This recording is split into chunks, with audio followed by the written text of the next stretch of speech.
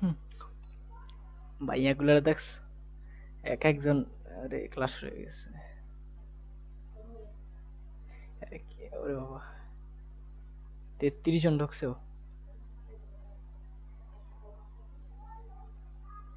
কি এক একজন কি প্রোফাইল পিকচার দেছে রে ভাই, রে ভাই।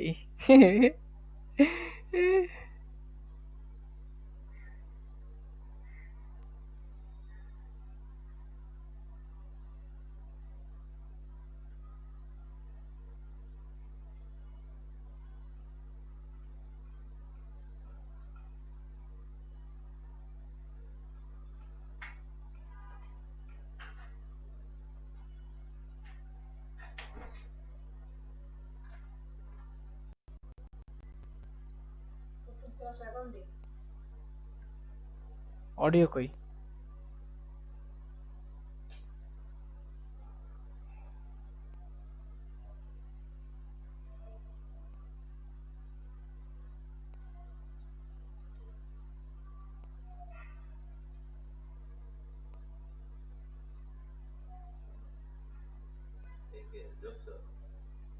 মানে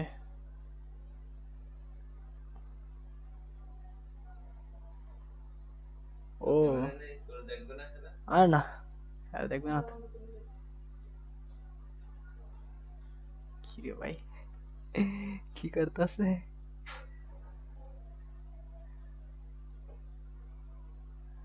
আরে শালা, এক একজন যে কি স্টুডেন্ট, এক একজন বই টই খুললা করা, মানে এহ, এই যে আছে, মানে এরা কি যে পড়ালেখা দেখাইতাস। আর ওরে বাপরে, বার বড় লোকের মাইয়া পোলাডি আছে না, মানে ইচ্ছা করে ভুল, মানে ইচ্ছা করে মানে ই করে, ওই কি বলে নাম, স্ক্রিন অন করে যাতে আমরা বাসার ছবিটা দেখতে পারি। মানে বাসার অনেক, না আমি মিউট করে নিছি না, না এলে কি করে থাম, না না না আমি মিউট করে রাখছি, পরে পরে শুনবো।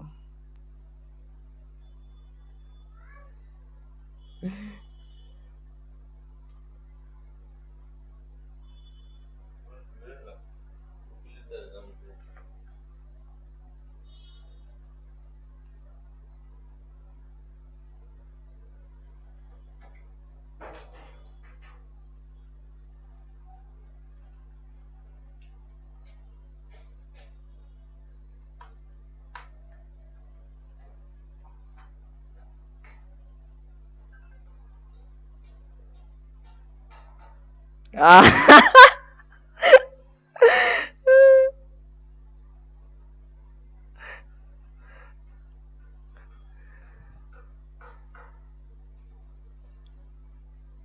ভাই, ভাই শুনবি, বড় লোকের মাইয়া পোলারে আছে না, ইচ্ছা কইরা মানে ক্যামেরা অন করতেছে, মানে ইচ্ছা কইরা বাসার ছবি দেখায়, তারপর আছে না এক পোলায় 22,000 টাকা পেমেন্ট করছে, হেইডার এই চেক বুকের ছবি প্রোফাইল পিকচার দিয়ে রাখছে।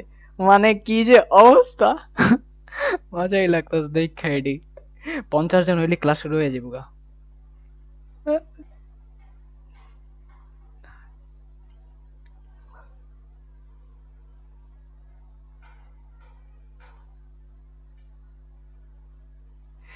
ইচ্ছা করে হালার পুঁতে ওই এই চেকবুকের ছবিটা সামনে আইনা রাখছে যাতে সবাই দেখতে পারে 22,000 টাকা যে পেমেন্ট করছে, কত বড় ইবলিশ, মানে ভাব।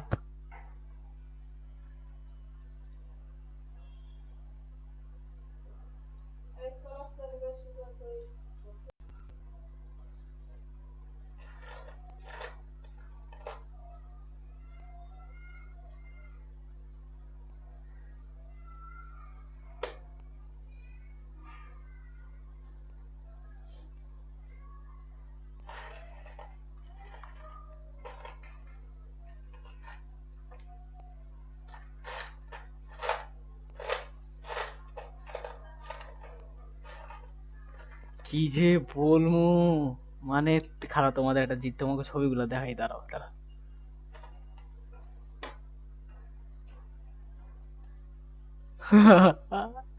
পিছনে বাপাই খাড়াই রয়েছে, ভাই নাকি জানে খাড়াই রয়েছে। এই তো দেখি,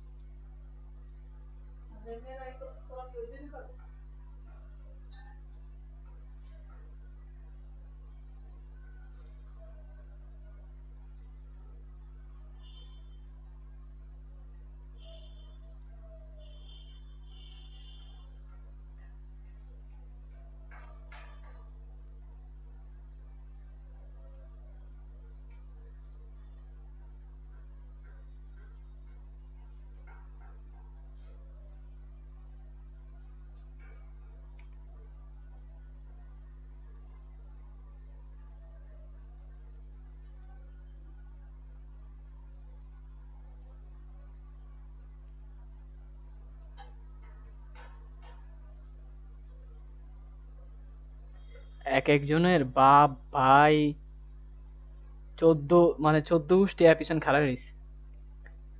আ- আর স্যার এই মাত্র মেসেজ দেয়, কয় কি স্যার ইজ হ্যাভিং লাঞ্চ, সে তাড়াতাড়ি জয়েন করবে, তোমরা একটু ওয়েট করো। ওইদিকে 4:30 বেশি বাজে গেছে গা।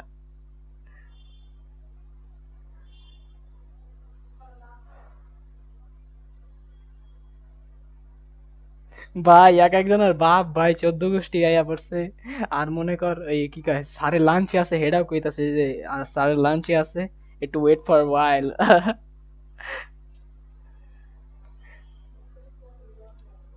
কি যে কম।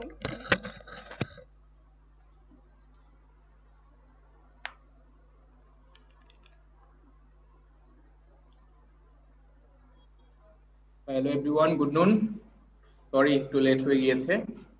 আপনারা কি সবাই শুনতে পাচ্ছেন আমাকে? কে একজন রেসপন্স করেন প্লিজ। শোনা মানে শুনতে পাচ্ছেন?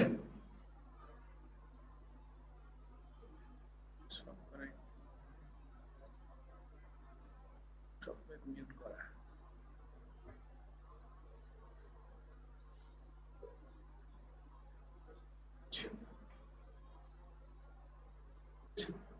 কেউ একজন একটু আনমিউট করে রেসপন্স করেন তো, যে শুনতে পাচ্ছেন কিনা।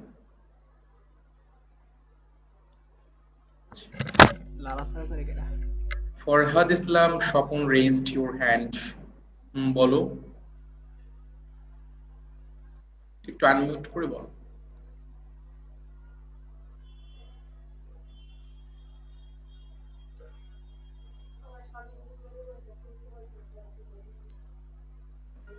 So, ওরা বলে আনমিউটই করতে পারতেছিল না।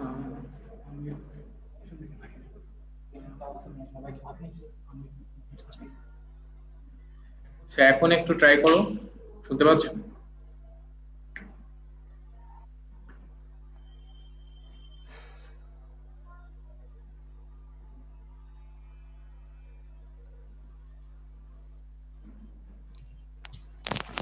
আচ্ছা, এখন মনে হয় বলতে পারবে, বলো।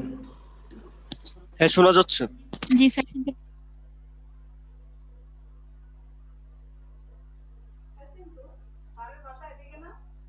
হয়েছে। যাই হোক, সরি 10 মিনিট লেট হয়েছে, 10 মিনিট না 11 মিনিট অ্যাকচুয়ালি। যাই হোক, স্ক্রিনটাও দেখা যাচ্ছে, রাইট? জি স্যার। ঠিক আছে, আমরা হচ্ছে অ্যাকাউন্টিং পড়াশোনা শুরু করব এখনই। আর করার আগে দু একটা কথা একটু বলে নেই সংক্ষেপে। সেটা হচ্ছে, আমাদের যেহেতু এইচএসসি পরীক্ষা হয় নাই, আমরা এখন মনে হয় পড়াশোনায় করতে পারতেছি না, মানে পড়াশোনায় মন বসতেছে না, রাইট? জি স্যার। জি স্যার। আচ্ছা, কিন্তু মন না বসালে আসলে আমাদের কিছু করার নাই, মন বসাতেই হবে না চাইলেও। কারণ অ্যাডমিশন টেস্টে তো আসলে অটো পাসের কোনো সুযোগ নেই। আর এইবার যদি অনেক জায়গা থেকে ইনফরমেশন গুলো যেমন শোনা যাচ্ছে যে তোমার এই এসএসসি বা এইচএসসি জিপিএ তে যদি ওয়েট না থাকে, দ্যাট কেস এই যে কোচিং এ এখন যে ইস্যুগুলো পড়ানো হবে এগুলোর গুরুত্ব কিন্তু অনেক বেশি থাকবে।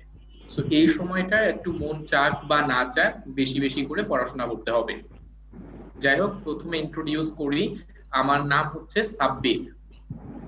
আমি ঢাকা বিশ্ববিদ্যালয়ে অ্যাকাউন্টিং ডিপার্টমেন্টে এমবিএ করছি। যাই হোক, আমরা পড়াশোনা শুরু করে দিই ডিরেক্ট। প্রথমে যে কুইক টেস্টটা দেয়া আছে এটা আপনাদের আপাতত দরকার নাই, কারণ এটা বিগত বছরে ঢাকা বিশ্ববিদ্যালয়ের একটা প্রশ্ন। আর এখানে আমাদের 10টা বা 12টা লেকচারের একটা সামারি মতো। তো এই লেকচারের এই কোশ্চেনটা যদি আজকে সলভ করতে যান, দেখবেন ম্যাক্সিমাম জিনিসই আপনাদের কাছে কঠিন লাগতেছে, পারতেছেন না, এরকম টাইপের আর কি। তো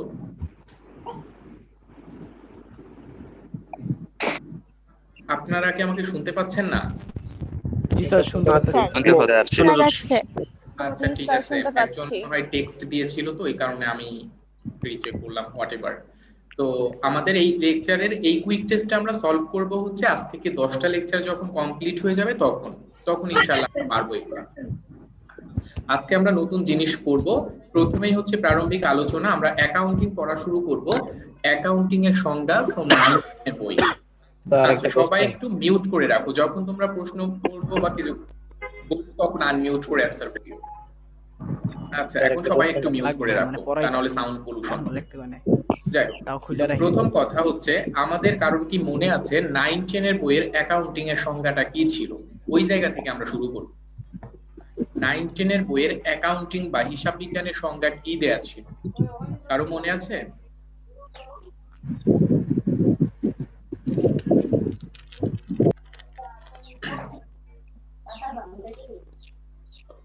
বলো যদি কারো মনে থাকে। হ্যাঁ বলো। লেনদেন সমূহ শনাক্তকরণ এবং সেগুলো চিহ্নিত করে বিভিন্ন পক্ষের কাছে সেগুলো পৌঁছে দেওয়াকে অ্যাকাউন্টিং বলে। আচ্ছা অনেকটাই সুন্দর করে বলেছো, সমস্যা নাই, বাট দু একটা পয়েন্ট। এই যে স্যার, বিজ্ঞান হচ্ছে এমন একটি শাস্ত্র যা একটা কারবারি প্রতিষ্ঠানের আর্থিক ঘটনা সমূহকে লিপিবদ্ধ করে এবং নির্দিষ্ট সময় শেষে আর্থিক ফলাফল ও আর্থিক অবস্থা নিরূপণ করে, এরকম ছিল। তো এই সংজ্ঞা থেকে ইম্পর্টেন্ট কথা হচ্ছে দুইটা। লাস্টে আমি বলেছি নির্দিষ্ট সময় শেষে আর্থিক ফলাফল ও আর্থিক অবস্থা নিরূপণ করে, এই দুইটা কথা একটু খাতায় লেখো। আর্থিক ফলাফল, আর্থিক অবস্থা।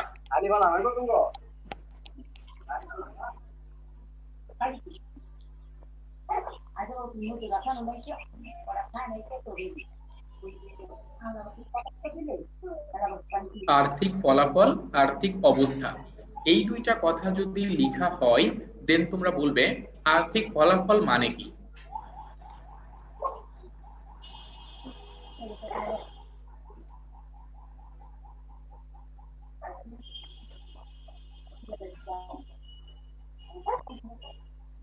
কেউ কি বলতে পারবে আর্থিক ফলাফল মানে কি বোঝায়?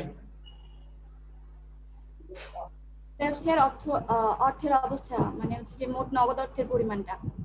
নগদ অর্থের পরিমাণটা, এটা অনেকটা আর্থিক অবস্থা। আর্থিক ফলাফল মানে হচ্ছে আয় বিবরণী বা লাভ বা ক্ষতি, আমাদের প্রতিষ্ঠানের কি নিট লাভ হচ্ছে না নিট ক্ষতি হচ্ছে, এই যে লাভ ক্ষতির ইনফরমেশন গুলা, এইগুলাকে বলে আর্থিক ফলাফল। আর একটা প্রতিষ্ঠানের সম্পদ, দায়, মালিকানা সত্ত্ব, এই অবস্থাগুলোকে বলা হয় হচ্ছে আর্থিক অবস্থা। তো আর্থিক ফলাফল যেখানে লিখেছো তার সাইডে লিখে রাখো বিশদ আয় বিবরণী বা ইনকাম স্টেটমেন্ট।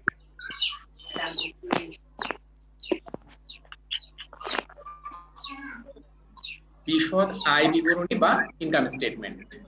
আর যেখানে লিখেছো আর্থিক অবস্থা ওইটার পাশে লিখে রাখো হচ্ছে ব্যালেন্স শিট বা আর্থিক অবস্থার বিবরণী।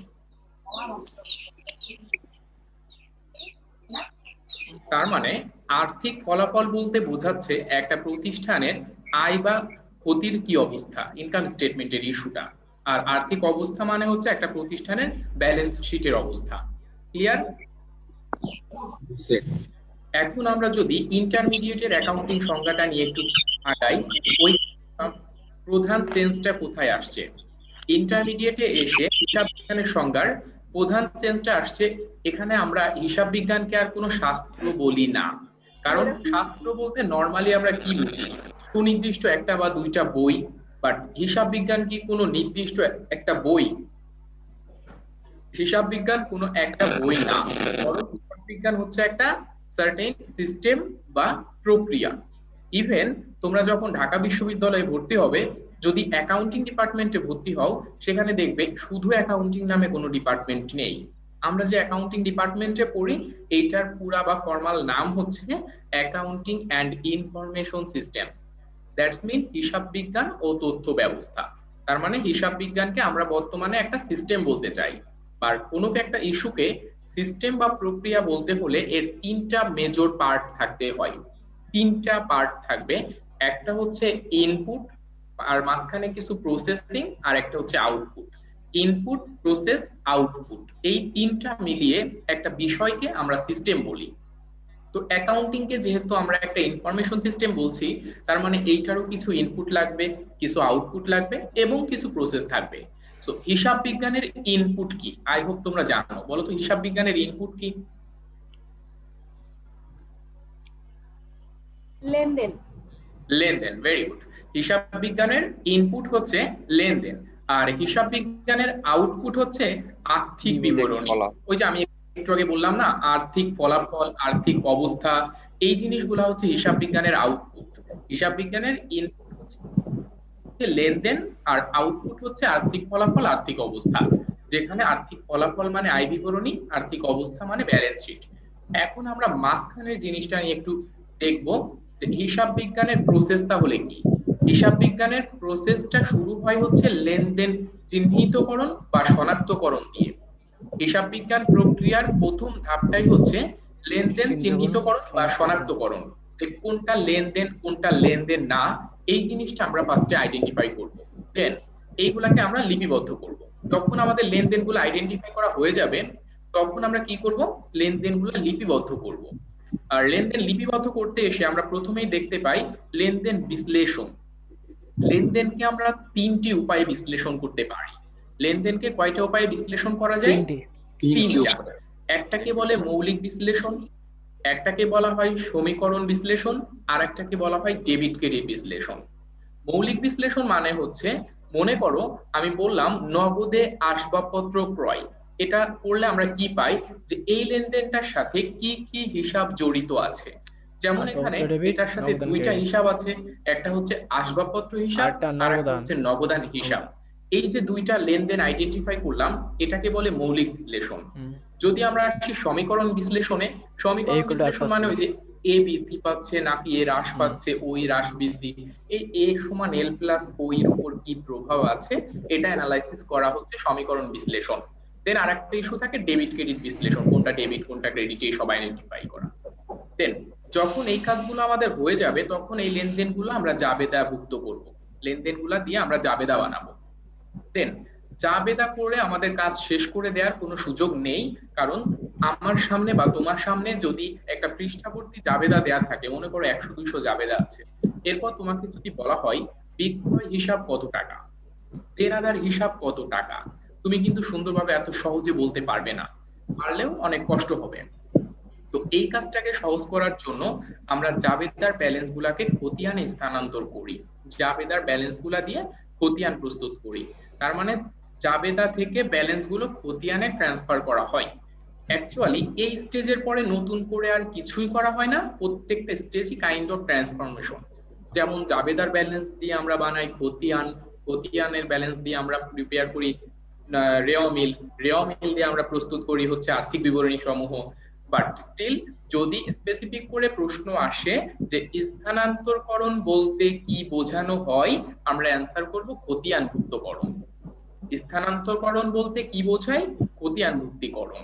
আচ্ছা, এখন দেখো এইটুকু করলে আমাদের হিসাব বিজ্ঞানের সংজ্ঞাটা মোটামুটি কভার হয়ে যাচ্ছে, যে আমরা একটা প্রতিষ্ঠানের আর্থিক ঘটনা সমূহকে চিহ্নিত করছি, লিপিবদ্ধ করতেছি এবং নির্দিষ্ট সময় শেষে আর্থিক ফলাফল, আর্থিক অবস্থা নিরূপণ করি। তারপরেও কিন্তু আমাদের হিসাব বিজ্ঞানের অবস্থাটা পূর্ণ হয় না। যেমন একটা জিনিস খেয়াল করো, মনে করো আমি একটা প্রতিষ্ঠানের আর্থিক ব্যবস্থাপক, আমি সারা বছর অনেক কষ্ট করে সব লেনদেন অ্যাকুমুলেট করে একটা ইনকাম স্টেটমেন্ট বানালাম, একটা ব্যালেন্স শিট বানালাম, নগদ প্রবাহ বিবরণী প্রস্তুত করলাম। এরপরে এইগুলা যদি আমার ড্রয়ারের মধ্যে আটকায় রাখি, কাউকে না দেই, কাউকে না দেখাই, এটা প্রস্তুত করে আমার কি কোনো লাভ হবে? না। মনে করো আমার বস আমাকে বলে রাখছে যে তুমি এইগুলো প্রস্তুত করে আমাকে 30 তারিখের মধ্যে সাবমিট করো। আমি অনেক কষ্ট করে করেছি, কিন্তু আমার বসকে সাবমিট না করে আমি ড্রয়ারের মধ্যে তালা দিয়ে রাখছি। এই অ্যাকাউন্টিং করে কি কোনো লাভ আছে? না, কোনো লাভ নেই। অথবা চিন্তা করো তুমি একটা ব্যাংকে 1 কোটি টাকা লোনের জন্য অ্যাপ্লাই করলে। এখন ব্যাংক কি তোমার বা আমার চেহারা দেখে লোন দিবে নাকি ফাইন্যান্সিয়াল স্টেটমেন্টের চেহারা দেখে লোন দিবে? Financial statement. ফাইন্যান্সিয়াল চেহারা দেখে ব্যাংক আমাদেরকে লোন দিবে। এখন ব্যাংক বললো যে ভাই 1 তারিখের মধ্যে আপনার প্রতিষ্ঠানের ফাইন্যান্সিয়াল স্টেটমেন্ট গুলা আমাদেরকে সাবমিট করেন। এখন আমরা কি করলাম, সুন্দর করে আমি আমার বসকে দিয়েছি, বস আবার তার ড্রয়ারের মধ্যে রেখে দিয়েছে, ওটা ব্যাংকে পাঠায় নাই। তাহলে কি সে লোন পাবে? পাবে না। এবং এই যে অ্যাকাউন্টিং এর জন্য আমরা এত কষ্ট করলাম, অ্যাকাউন্টিং এর কাজগুলো সম্পাদন করলাম, এটা করে আমাদের বিন্দু মাত্র ফায়দা হচ্ছে না। সো অ্যাকাউন্টিং করে আমাদের ন্যূনতম সুবিধা পাওয়া,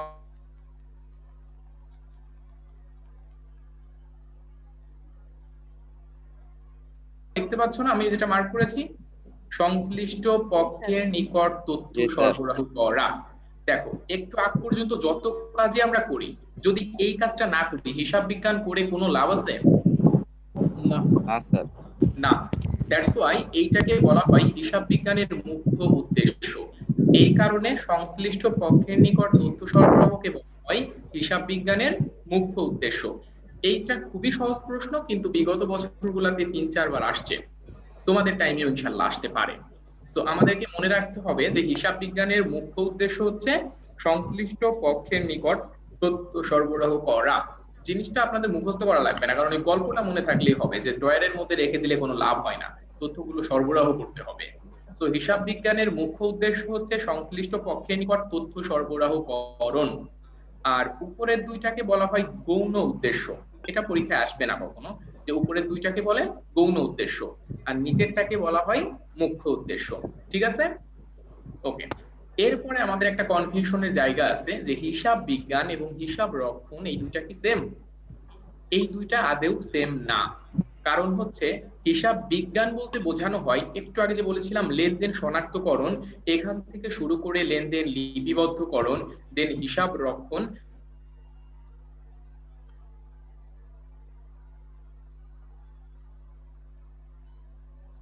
দুই নাম্বার যে স্টেজটা লেনদেন লিপিবদ্ধকরণ, এই 2 নাম্বার স্টেজটার নাম হচ্ছে হিসাব রক্ষণ।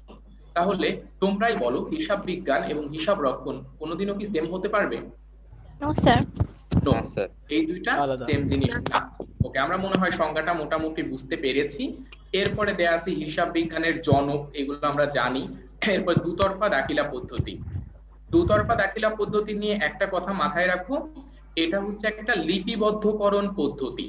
দুতরফা দাখিলা পদ্ধতি একটা লিপিবদ্ধকরণ পদ্ধতি, লিপিবদ্ধকরণ পদ্ধতি।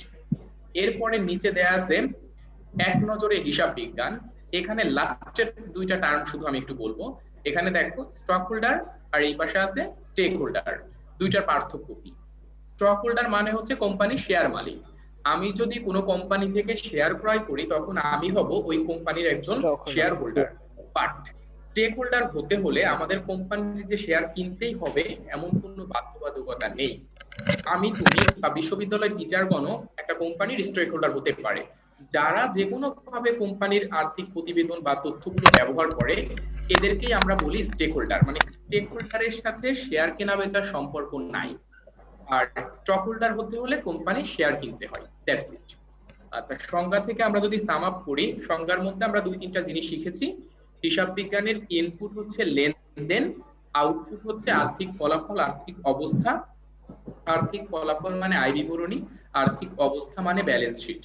হিসাব বিজ্ঞানের মুখ্য উদ্দেশ্য হচ্ছে সংশ্লিষ্ট পক্ষকে তথ্য সরবরাহ করা, আর দুতরফা দাখিলা পদ্ধতি একটা লিপিবদ্ধকরণ পদ্ধতি।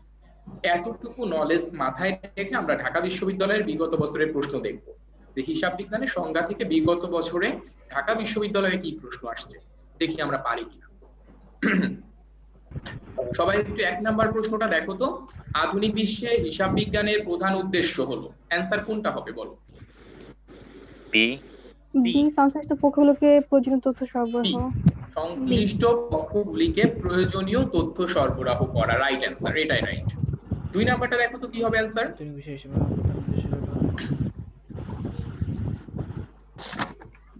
বি নাম্বার, বি তথ্য সরবরাহ। তথ্য সরবরাহ করা। দেখছো খুবই সহজ প্রশ্ন কিন্তু বারবার আসে। 3 নাম্বারটা দেখি। হিসাব বিজ্ঞান একটি প্রক্রিয়া যা শনাক্ত মূল্যায়নযোগ্য। এ। স্যার এ। আচ্ছা, যারা অ্যানসার বলতেছো তারা একটু বি বা সি নাম্বার ইনফরমেশনটা পড়ে দেখো। এখানে হিসাব বিজ্ঞান সম্পর্কে তিনটা কথা বলা আছে। এক নম্বরে বলতেছে এটা একটা প্রক্রিয়া যা শনাক্তকরণ, মূল্যায়ন, লিপিবদ্ধকরণ ও তথ্য আদান প্রদানের সাথে জড়িত। এটা একটা সত্য কথা।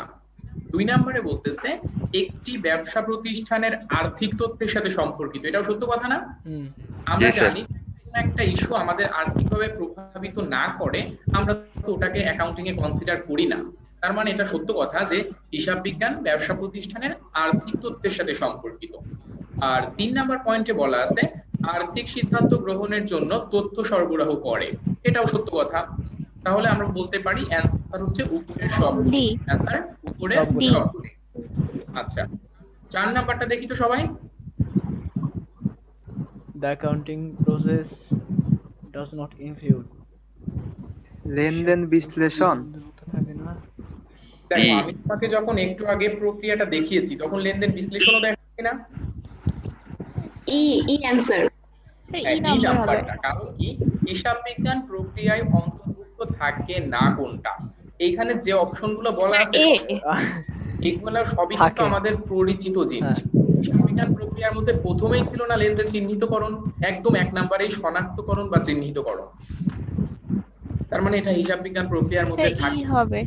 হ্যাঁ, আর লেনদেন বিশ্লেষণ এটাও আমরা দেখেছি তো পূর্বে যে হিসাব বিজ্ঞান প্রক্রিয়ার মধ্যে এটা একটা পার্ট।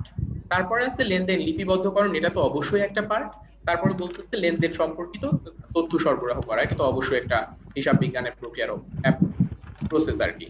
যাই হোক, তারপরে লাস্টে বলা আছে উপরের কোনোটি নয়। অ্যানসার হবে উপরের কোনোটি নয়। কোনোটি নয়। নয়। আচ্ছা, ৫ নাম্বার প্রশ্নটা একটু পড়ো তো। হিসাব বিজ্ঞান অ্যাকাউন্টিং।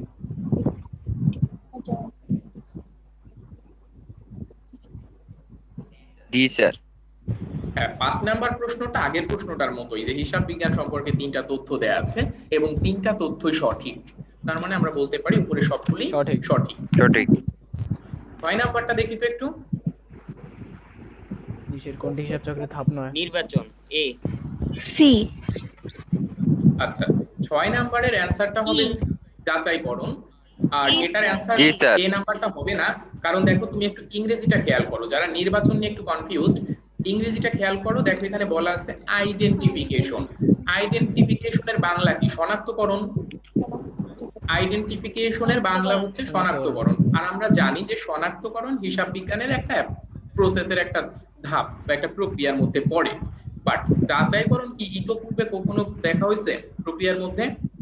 না স্যার। হয় নাই। না স্যার। আর হচ্ছে যাচাইকরণ হিসাব চক্রের কোনো ধাপ নয়।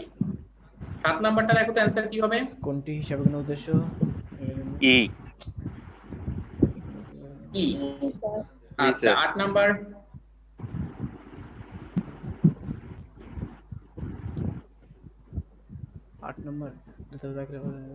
বি। ই। ই। সি। দাখিলা পদ্ধতি ই। বলতে কি বোঝাচ্ছে? বি। প্রত্যেকটি লেনদেন দুটি অংশে লিপিবদ্ধ করা। এটাকেই বলা হচ্ছে দুতরফা দাখিলা পদ্ধতি। ৯ নাম্বারটা দেখো তো কি হবে? সি। সি, একদম সি। এটা বাচ্চাদের প্রশ্ন। কন্ট্রোল করাও পারে এটা না? সি। সি, সি, ইতালি। ১০ নাম্বারটা কি হবে? সি। সি। ই। দশ সি। নাম্বার আমি তোমাদেরকে একটু আগে বলেছিলাম যে দুতরফা দাখিলা পদ্ধতি হচ্ছে একটা লিপিবদ্ধকরণ পদ্ধতি। দুতরফা দাখিলা পদ্ধতি হচ্ছে কি? একটা রেকর্ডিং সিস্টেম। লিপিবদ্ধকরণ পদ্ধতি বা রেকর্ডিং সিস্টেম। এখন তোমাদের সমস্যা বা কনফিউশন যেখানে আসছে যে ভাইয়া ডেবিট ক্রেডিট নির্ধারণ পদ্ধতি না কেন? এটা হবে না, কারণ হচ্ছে দেখো যখন আমি বলছিলাম লেনদেন লিপিবদ্ধকরণ, এর প্রথম ধাপ হচ্ছে লেনদেন বিশ্লেষণ। এই স্টেজের মধ্যে আমি ৩টা বিশ্লেষণ বলেছি, একটা মৌলিক বিশ্লেষণ, একটা সমীকরণ বিশ্লেষণ, আর একটা বলেছিলাম ডেবিট ক্রেডিট। তো আমি যদি অ্যানসার করি লেনদেন লিপিবদ্ধকরণ, তাহলে এইগুলো কভার হয়ে যাচ্ছে না? যে লেনদেন লিপিবদ্ধকরণকে যদি আমি অ্যানসার করি তাহলে তো আমি এইগুলাকেও কভার করতে পারতেছি। জি, স্যার। দ্যাটস ওয়াই এটা অ্যানসার করা হচ্ছে লেনদেন লিপিবদ্ধকরণ। ওকে, হিসাব বিজ্ঞানের সংজ্ঞাটা আমরা মোটামুটি বুঝতে পেরেছি সবাই। এবং এখান থেকে এই যে বিগত বছরগুলোতে এই 10টা প্রশ্নই ঢাকা বিশ্ববিদ্যালয়ে আসছে, যার 10টাই আমরা মোটামুটি পারছি। তো ইনশাআল্লাহ আমরা যদি পড়াশোনা করি ঢাকা বিশ্ববিদ্যালয়ে চান্স পাওয়া ডিফিকাল্ট কিছু না। যেই প্রশ্নগুলো দেখালাম এগুলো আমাদের মন গড়া প্রশ্ন না, সবই ঢাকা বিশ্ববিদ্যালয়ে আসছে বিভিন্ন বছরগুলোতে। আর এরপরে যেগুলো আছে আদার্স এমসিকিউ, এগুলা তোমরা একটু কষ্ট করে বাসায় পড়ে নিবে। আর তারপরে অ্যানসার দেয়া আছে অবশ্যই নিচে, এই যে অ্যানসার দেয়া আছে, যদি তারপরেও সমস্যা থাকে আমরা পরবর্তী ক্লাসগুলোতে এগুলো দেখবো। এটা কি পিডিএফ দেওয়া হবে? পিডিএফটা তো আমি একটু পরেই দিয়ে দিব। আচ্ছা, হিসাব তথ্যের ব্যবহারকারী। হিসাব তথ্যের ব্যবহারকারী কয় ধরনের হয়? দুই ধরনের। ধরনের, একটা হচ্ছে অভ্যন্তরীণ ব্যবহারকারী আর একটা হচ্ছে বহিস্থ ব্যবহারকারী। তো এটা নিয়ে বড় বড় লিস্ট আমরা এসএসসি ইন্টারমিডিয়েটে মুখস্থ করে আসছি। এখন বলো তো মালিক কোন ধরনের ব্যবহারকারী? অভ্যন্তরীণ। অভ্যন্তরীণ অভ্যন্তরীণ। বহিস্থ। অভ্যন্তরীণ ব্যবহারকারী না, বহিস্থ। আচ্ছা, কেন বহিস্থ ব্যবহারকারী মনে হলো মালিককে? মালিক পরিচালনায় অংশগ্রহণ করে না স্যার। মালিক পরিচালনায় অংশগ্রহণ করে না এই জন্য। আচ্ছা, যারা বলেছে অভ্যন্তরীণ ব্যবহারকারী তাদের কাছে কেন মনে হয়েছে অভ্যন্তরীণ ব্যবহারকারী? ব্যবসা তো মালিকেরই। মালিক যদি অভ্যন্তরীণ না হয় তাহলে কেউ অভ্যন্তরীণ হবে না। এক মালিকানা ব্যবসার ক্ষেত্রে মালিকই সবকিছু। হ্যাঁ, এক মালিকানা ব্যবসা হলে মালিকই সবকিছু, বাট আমি তো এক মালিকানা, দোনো মালিকানা, তেনো মালিকানা এসব বলি নাই, জাস্ট বলেছিলাম মালিক। এটা হচ্ছে ইস্যু। মালিক হচ্ছে বহিস্থ ব্যবহারকারী বা বাহ্যিক ব্যবহারকারী। কেন, কোন পক্ষ কোন ধরনের ব্যবহারকারী, এটা আইডেন্টিফাই করার জন্য আমরা একটা টেকনিক অ্যাপ্লাই করব। একটা টেকনিক বলতে আমি তোমাদেরকে দুইটা পয়েন্ট লিখিয়ে দিব, এই দুইটা পয়েন্ট দিয়ে তুমি জাজ করবা। যদি দুইটা কন্ডিশন ফিল আপ করে আমরা বলবো অভ্যন্তরীণ ব্যবহারকারী, যদি একটা ফিল আপ করে একটা করে না, অথবা একটা কন্ডিশনও ফিল আপ করে না, তখন আমরা বলবো বহিস্থ ব্যবহারকারী। খাতার মধ্যে লেখো দুইটা পয়েন্ট। 1 নাম্বার, প্রাতিষ্ঠানিক সিদ্ধান্ত গ্রহণ করবে। প্রাতিষ্ঠানিক সিদ্ধান্ত গ্রহণ করবে। প্রাতিষ্ঠানিক সিদ্ধান্ত গ্রহণ করবে। আর 2 নাম্বারটা হচ্ছে বেতন নিবে। 2 নাম্বারটা হচ্ছে বেতন নিবে। প্রাতিষ্ঠানিক সিদ্ধান্ত গ্রহণ করবে এবং 2 নাম্বারটা হচ্ছে বেতন নিবে। যদি কোনো পক্ষ এই দুইটা কন্ডিশনই ফিল আপ করে আমরা বলবো অভ্যন্তরীণ ব্যবহারকারী, অন্যথায় আমরা বলবো বাহ্যিক ব্যবহারকারী। এখন জাজ করো, মালিক একটা প্রতিষ্ঠান থেকে, একটা প্রতিষ্ঠানে প্রাতিষ্ঠানিক সিদ্ধান্ত গ্রহণ করে, কিন্তু প্রতিষ্ঠান থেকে কি বেতন নেয়? না স্যার। বেতন তো করে স্যার। বেতন তো নেয় না, তাহলে কোন ধরনের ব্যবহারকারী হবে? বহিস্থ। বাহ্যিক ব্যবহারকারী। তুমি এই জিনিসটা আরেকটু ভালো বুঝতে পারবে, তুমি শেয়ার হোল্ডার দিয়ে চিন্তা করো। শেয়ার হোল্ডার যারা শেয়ার কেনে, শেয়ার হোল্ডাররা ধরে নাও কোম্পানির প্রাতিষ্ঠানিক সিদ্ধান্তে অংশগ্রহণ করে, কিন্তু শেয়ার হোল্ডার কি কোম্পানি থেকে বেতন পায়? না স্যার। শেয়ার হোল্ডার তো কোম্পানি থেকে বেতন পায় না, তাহলে শেয়ার হোল্ডার কোন ধরনের ব্যবহারকারী? বাহ্যিক। বহিস্থ। আর মেইন ইস্যু এখানে কি, যে ইউনিভার্সিটি লেভেলের যখন স্যাররা প্রশ্নগুলো বানায় তখন ওনাদের মাথায় মালিক বলতে চিন্তায় থাকেই হচ্ছে কোম্পানির মালিক। তারা মনে মনে ধরেই নেয় যে মালিক মানেই হচ্ছে কোম্পানির মালিক। সো যদি তখন তোমাকে প্রশ্ন করে মালিক কোন ধরনের ব্যবহারকারী, ওরা অ্যাকচুয়ালি প্রশ্ন করে শেয়ার হোল্ডার কোন ধরনের ব্যবহারকারী। দ্যাটস ওয়াই অ্যানসারটা হয় বাহ্যিক ব্যবহারকারী। আর যদি তোমাকে স্পেসিফিক ভাবে প্রশ্ন করা হয় লাইক এক মালিকানা বা অংশীদারি প্রতিষ্ঠানের মালিক কোন ধরনের ব্যবহারকারী, এক মালিকানা বা অংশীদারি প্রতিষ্ঠানের মালিক যদি একদম ক্লিয়ার করে বলে দেয় তখন অ্যানসারটা হবে অভ্যন্তরীণ ব্যবহারকারী। কারণ কি, আমরা যখন ইন্টারমিডিয়েটে পড়েছিলাম, দেখো ইন্টারমিডিয়েটে 2 নাম্বার চ্যাপ্টারে যখন আমরা পড়তাম অংশীদারি ব্যবসায়ের হিসাব নিকাশ, ওর মধ্যে কিন্তু থাকতো যে ক 2000 টাকা করে বেতন পাবে যা সে উত্তোলন করেছে, অথবা খ প্রতি মাসে 1000 টাকা করে বেতন পায় যা সে উত্তোলন করেছে। এইভাবে কিছু বলা থাকতো না? স্যার। এইভাবে করে বলা আছে, তার মানে কি অংশীদারি কারবারে একটা বেতনের ইস্যু আছে। সো একটা প্রতিষ্ঠান থেকে তারা বেতনও নিচ্ছে, প্রাতিষ্ঠানিক সিদ্ধান্ত গ্রহণ করছে, তার মানে এক মালিকানা অংশীদারি প্রতিষ্ঠানের মালিক কোন ধরনের ব্যবহারকারী? অভ্যন্তরীণ ব্যবহারকারী। আর শুধু মালিক বললে বা শেয়ার হোল্ডার বললে বহিস্থ ব্যবহারকারী। আচ্ছা, ব্যবস্থাপকগণ তাহলে কি হবে? অভ্যন্তরীণ ব্যবহারকারী। এখানে দুইটা টার্ম আছে, বলো তো কর্মকর্তা কোন ধরনের ব্যবহারকারী? কর্মচারী? অভ্যন্তরীণ। আচ্ছা, কর্মচারী কি তোমার প্রতিষ্ঠানের কোনো সিদ্ধান্ত নিয়ে দেয়? না, বেতন নেয়। বাহ্যিক। বাহ্যিক। দেখো, কর্মচারী প্রতিষ্ঠান থেকে বেতন পায়। প্রধান পার্থক্যটাকে বুঝে নাও। কর্মকর্তা মানে যারা একটু উঁচু পোস্টে কাজ করে, আর কর্মকর্তা মানে সহজ ভাষায় বললে যারা নিচু পোস্টে কাজ করে। তোমার প্রতিষ্ঠানে যে পিয়ন আছে, যে গেটম্যান আছে, ঝাড়ুদার আছে, তার কাছে গিয়ে কি বলবা যে ভাই আমার কাছে তো 1 কোটি টাকা আছে, আমি একটা গাড়ি কিনবো, কোনটা কিনলে ভালো হয়? এটা কি আমরা না, দারোয়ানের কাছে জিজ্ঞেস করি? না না, স্যার। স্যার। আমরা এইসব জিনিসই যদি তাদের কাছে জিজ্ঞেস না করি, তাহলে আমাদের বিজনেস ডিসিশন গুলো কিভাবে জিজ্ঞেস করবো? লাইক আমরা তো জীবনেও তাদের কাছে বলবো না যে ভাই আমার 1 কোটি টাকা আমি কোন প্রজেক্টে ইনভেস্ট করলে ভালো হয় একটু বলেন না। এটাকে আমরা কর্মচারীর কাছে বলবো না, না না। স্যার। তার মানে কর্মচারী বেতন নিলেও প্রাতিষ্ঠানিক সিদ্ধান্ত নেয় না। দ্যাটস ওয়াই কর্মচারী হচ্ছে বহিস্থ ব্যবহারকারী আর কর্মকর্তা হচ্ছে অভ্যন্তরীণ ব্যবহারকারী। আচ্ছা, এই দুইটা কন্ডিশন মাথায় রেখে এই লিস্টটা একটু চোখ বুলাও তো, দেখো কোনোটাতে প্রবলেম হয় কিনা।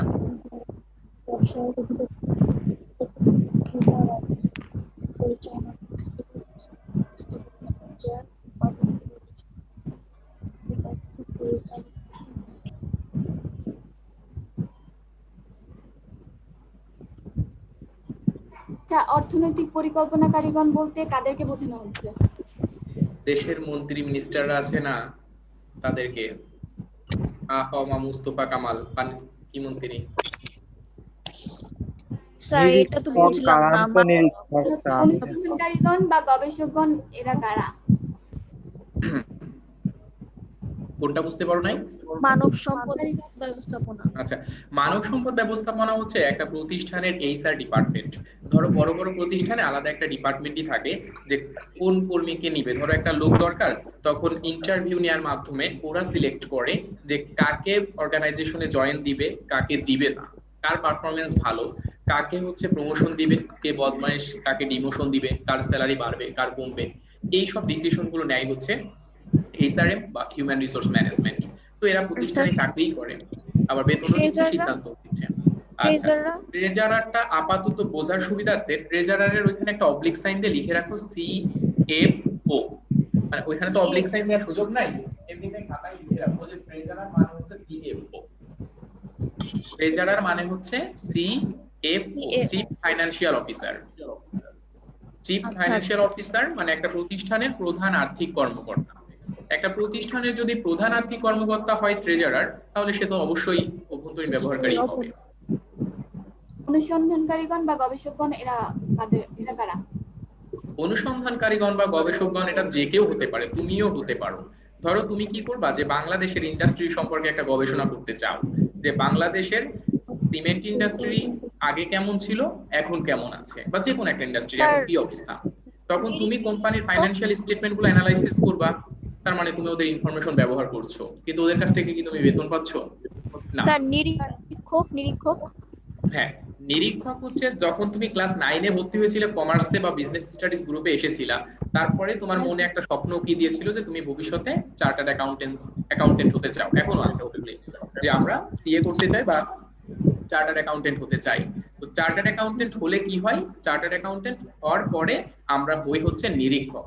এই যে নিরীক্ষকগণ এরা হচ্ছে কোম্পানির জন্য অডিটর হিসাবে কাজ করে। এরা প্রতিষ্ঠান থেকে কোনো বেতন পায় না, এরা খুবই গরিব লোক, 1 টাকাও বেতন পায় না, তবে কমিশন পায় 20-30 লাখ টাকাও কমিশন পেতে পারে। একদম 20-30 লাখ টাকা কমিশন পেতে পারে, কিন্তু পায় না, কোনো বেতন পায় না। আর আন্তঃনিরীক্ষক হচ্ছে এদের মতোই অডিটর, কিন্তু এরা আলাদা ইন্ডিপেন্ডেন্ট ফার্মে কাজ না করে এরা একটা কোম্পানিতে চাকরি করে। এদের কাজ হচ্ছে তোমার কি করা, ওই যে বছর শেষে যখন নিরীক্ষকরা আসবে, ওই নিরীক্ষকগণই যখন তোমার ফাইনান্সিয়াল স্টেটমেন্ট গুলো চেক করতে আসবে, যাতে ভুল টুল না ধরতে পারে বা কম ধরতে পারে, এই কারণে ওরা হচ্ছে তোমার ফাইনান্সিয়াল ম্যানেজার যেগুলো আছে তাদেরকে একটু গাইড দেয় যে ভাই এইভাবে না, এইভাবে করে রেকর্ড করেন, তা না হলে at the end of the day আপনাদেরকে কিন্তু ভুল ধরবে বা প্রবলেমে ফেলাবে হচ্ছে এরা। তো এরা হচ্ছে তোমার প্রতিষ্ঠানের জন্য ডিসিশন নেয় বা নিতে সহযোগিতা করে, প্লাস বেতনও গ্রহণ করে। তাহলে আন্তঃনিরীক্ষক কি হবে? অভ্যন্তরীণ ব্যবহারকারী। এফটিসি এটা হচ্ছে একটা বিধিবদ্ধ সংস্থা, যেমন আছে না এফবিসিসিআই, বিজিএমইএ, এই টাইপের একটা সংস্থা আর কি। বিশ্ববিদ্যালয় শিক্ষকগণ। ক্রেতা মানে হচ্ছে তুমি, আমি, সবাই। এই যে 2 দিন আগে যখন আইফোন 12 লঞ্চ করলো, তখন আমরা সবাই অতি উৎসাহ নিয়ে দেখেছি না যে কি কি আছে আমরা দেখি, আমরাও তো কিনবো। এর মধ্যে দাম কত হলো, কি অবস্থা। তো এই যে আমরা ওদের ইনফরমেশন ব্যবহার করতেছি, আমরা হচ্ছে সম্ভাব্য ক্রেতা। আমাদেরকে কি অ্যাপল থেকে বেতন দিচ্ছে নাকি? তোমাদের কাউকে কি বেতন দেয় নাকি অ্যাপল না থেকে? স্যার। আচ্ছা, না, আমাদের স্যার। কাউকে বেতন দিচ্ছে না। আবার আমরা যদি বলি যে ভাই নতুন এই ইয়াতে আপনার, ওরা মনে হয় চার্জারও দিবে না, যে এমনিতে হেডফোন গুলা তো দিতে চাচ্ছে না, হেডফোনও দিবে না, চার্জারও দিবে না। এখন আমরা কিন্তু বলতেও পারতেছি না যে ভাই চার্জার দিবেন না, তাহলে তো আপনার ফোন চলবে না, আপনি ফোনের প্যাকেটের মধ্যে চার্জারও দেন। তা আমরা কিন্তু এটাও বলতে পারতেছি না যে আমরা ওদেরকে ডিসিশনও দিতে পারছি না, আমরা বেতনও দিতে পারছি না, নিচ্ছি না। তাহলে এটা কি হবে? বিশ্ববিদ্যালয় শিক্ষক আচ্ছা, বিশ্ববিদ্যালয়ের শিক্ষকগণ ওই যে গবেষকগণের মতো, যারা হচ্ছে বিভিন্ন গবেষণা সুবিধার্থে ওরা বিভিন্ন কোম্পানির আর্থিক প্রতিবেদন ব্যবহার করে। আচ্ছা, মোটামুটি হয়েছে না? বিশ্ববিদ্যালয় শিক্ষকগণ। হ্যাঁ, এটাই বললাম যে বিশ্ববিদ্যালয় শিক্ষকগণ হচ্ছে একটা দেশের সব থেকে বড় গবেষক। এরা হচ্ছে বিভিন্ন বিষয় নিয়ে গবেষণা করে। বাংলাদেশের কোনো ইন্ডাস্ট্রি নিয়ে যদি এরা গবেষণা করতে চায়, তখন ওরা কি করবে, ওই ইন্ডাস্ট্রির সার্টেন কিছু কোম্পানির আর্থিক প্রতিবেদন সংগ্রহ করে। তার মানে ওই সব কোম্পানির ইনফরমেশন বিশ্ববিদ্যালয়ের শিক্ষকগণও ব্যবহার করে। কিন্তু সে কি কোম্পানি থেকে কোনো বেতন পায় না, বা কোম্পানির কোনো ডিসিশন সে গ্রহণ করে দেয় না। তার মানে এরা হচ্ছে বহিস্থ ব্যবহারকারী। বুঝতে পারছি না? Yes, sir. আচ্ছা, যদি মোটামুটি বুঝতে পারি, এরপর আরেকটা কথা আমরা জানবো বেশি, মনে রাখবো কম। যেই যে জিনিসগুলো ডিসকাস করলাম, গল্প করলাম, এখান থেকে আমরা জাস্ট দুইটা কথা মনে রাখবো। পরীক্ষায় আসলে দুইটার মধ্যে একটা আসবে, না আসলে আসবে না। আপনার পরীক্ষাতে ব্যবহারকারী থেকে দুইটা প্রশ্ন জাস্ট আসার মতো। একটা হচ্ছে মালিক কোন ধরনের ব্যবহারকারী, মালিক কোন ধরনের ব্যবহারকারী, বহিস্থ ব্যবহারকারী। আর হচ্ছে ব্যবস্থাপকগণ কোন ধরনের ব্যবহারকারী, ব্যবস্থাপক হচ্ছে অভ্যন্তরীণ। ইনশাআল্লাহ যদি পরীক্ষায় প্রশ্ন আসে এই দুইটার একটাই আসবে, সো এত বেশি ভয় পাওয়ার কিছু নাই। একটু আবার বলেন, বুঝতে পারিনি। এটা আমরা আগেই ডিসকাস করেছি, মালিক বহিস্থ ব্যবহারকারী আর ব্যবস্থাপক অভ্যন্তরীণ ব্যবহারকারী, এই দুইটার একটা আসবে। বাট এইগুলো হচ্ছে জানার জন্য জানা। এর পরবর্তীতে একটা ডিসকাশন আছে, এটা আমি আগেই বলি, সেটা হচ্ছে তোমার হিসাব বিজ্ঞানের প্রধান পার্ট হচ্ছে দুইটা। একটা হচ্ছে আর্থিক হিসাব বিজ্ঞান, আর একটা হচ্ছে বিশেষায়িত হিসাব বিজ্ঞান। বিশেষায়িত হিসাব বিজ্ঞানের মধ্যে অনেকগুলা জিনিস আছে, যেমন উৎপাদন ব্যয় হিসাব বিজ্ঞান, ব্যবস্থাপনা হিসাব বিজ্ঞান, এরকম আরো অনেক কিছু আছে। তো এখান থেকে একটা প্রশ্ন জাস্ট পরীক্ষার জন্য মনে রাখবো, আসলে একটাই আসবে, না আসলে আসবে না। কি বললেন? দেখো, পরীক্ষাতে প্রশ্ন আসবে আর্থিক হিসাব বিজ্ঞানের ব্যবহারকারী কারা, বা অর্থনৈতিক হিসাব বিজ্ঞানের ব্যবহারকারী কারা, বহিস্থ পক্ষ। অর্থনৈতিক হিসাব বিজ্ঞানের ব্যবহারকারী কারা, বহিস্থ পক্ষ। তার মানে যে আমরা বিভিন্ন সময়, বিশেষ করে যদি জুন জুলাই মাসের দিকে পত্রিকাগুলো ওপেন করি, দেখা যায় বড় বড় পেজ জুড়ে বিভিন্ন ব্যাংক বা কোম্পানির ফাইন্যান্সিয়াল স্টেটমেন্ট থাকে না, ইনকাম স্টেটমেন্ট, আয় বিবরণী, ক্যাশ ফ্লো স্টেটমেন্ট। তার মানে এই যে আর্থিক বিবরণীগুলো বানাচ্ছে, কাদের জন্য বানাচ্ছে, অভ্যন্তরীণ ব্যবহারকারী না বহিস্থ ব্যবহারকারী? বহিস্থ ব্যবহারকারীর জন্য। কোনোদিনও কি পত্রিকার মধ্যে কোনো কোম্পানির উৎপাদন ব্যয় বিবরণী দেখেছেন? না স্যার। কোনো কোম্পানি কিন্তু কখনোই কোনো কোম্পানি প্রকাশ করবে না যে ওদের কস্ট অ্যাকাউন্টিং এর কি অবস্থা বা ওদের ব্রেক ইভেনের কি অবস্থা। ওইগুলো করা হয় হচ্ছে অভ্যন্তরীণ ব্যবহারকারীর জন্য। আর্থিক বিবরণী প্রস্তুত করা হয় বহিস্থ ব্যবহারকারীর। স্যার আমি শুনতে পাচ্ছি না। আচ্ছা, তাহলে তো তোমার ইয়াতে মনে হয় একটু প্রবলেম আছে। অন্য সবাই শুনতে পাচ্ছ না? জি স্যার, শুনতে পাচ্ছি। জি স্যার। না স্যার। জি স্যার। না স্যার। জি স্যার। না আচ্ছা, এটা তো মিশ্র প্রতিক্রিয়া, কেউ কেউ শুনতে পাচ্ছ, কেউ কেউ শুনতে পাচ্ছ না।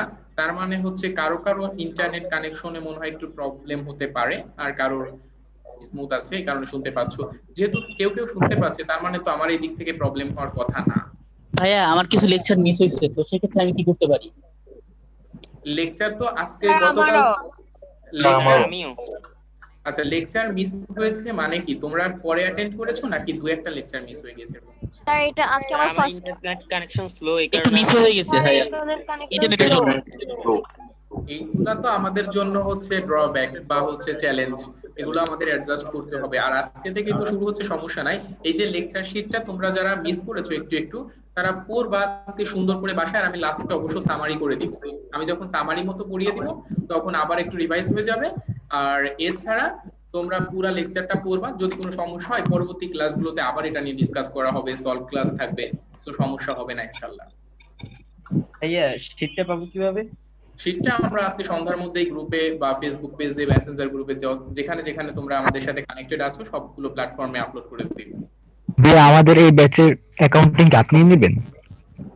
দেখি কি করি, ইনশাআল্লাহ নেয়ার ইচ্ছা আছে। ভাইয়া আমরা বুঝবো কিভাবে এটাই যে আমাদের শীট? এটা ভাইয়া তোমাদের পিডিএফ কি দেওয়া হবে? শীট সবার জন্য তো একই, মানে সবগুলো ব্যাচের জন্যই এক, তো জাস্ট উপরে ক্যাপশনটা টাইটেলটা এরকমই থাকবে যে অ্যাকাউন্টিং লেকচার 1 অ্যাকাউন্টিং লেকচার 2 এরকম। আচ্ছা আচ্ছা ভাইয়া, তাহলে সব কি ব্যাচের জন্য একই লেকচার শীট। জি ভাইয়া, তাহলে কি আপনি পুরো অ্যাকাউন্টিং কি আপনি নেবেন? হ্যাঁ ইনশাআল্লাহ। হ্যাঁ, ক্লাসটা রেকর্ড করার সিস্টেম থাকলে সুন্দর হতো না? হ্যাঁ রেকর্ড করার সিস্টেম আছে, কিন্তু ওটা হচ্ছে অ্যাপ্লিকেবল না কোচিং এ আর কি। আর আমি রেকর্ড করতেছি। এই আর কি, তো সমস্যা নাই, ইনশাআল্লাহ পড়াশোনা করো, খুব একটা সমস্যা হবে না। আমরা ভাইয়া সামনে আজকে তো আমার ফার্স্ট ক্লাস, তো আমি তো খালি একমাত্র জুম অ্যাপেই খালি ক্লাস করতেছি, আর আর তো কোথাও মানে আমি অ্যাড নাই। ভাইয়া আমিও অ্যাড নাই। অ্যাপে ক্লাস করলেই হবে। আর স্কলারস এর ফেসবুক পেজ তো আপনারা মনে হয় লাইক দিয়েছেন হোপফুলি, জি ভাইয়া। যদি কেউ ফেসবুক আইডি ডিঅ্যাক্টিভ করে পড়াশোনা শুরু না করেন আর কি। হ্যাঁ ভাইয়া তোমরা কি দিছি। ফেসবুক আইডি ডিঅ্যাক্টিভ করে পড়াশোনা না করলে স্কলারস এর পেজে একটা লাইক দিও, সমস্যা নাই, মানহানি হবে না, তাহলে ওখানে পেয়ে যাবো ইনশাআল্লাহ। স্কলারশিপ গ্রুপে সবকিছু মানে স্যার আপলোড দেওয়া হবে পিডিএফ গুলো, তাই না স্যার? হ্যাঁ হ্যাঁ এক্স্যাক্টলি, বুঝতে পেরেছো।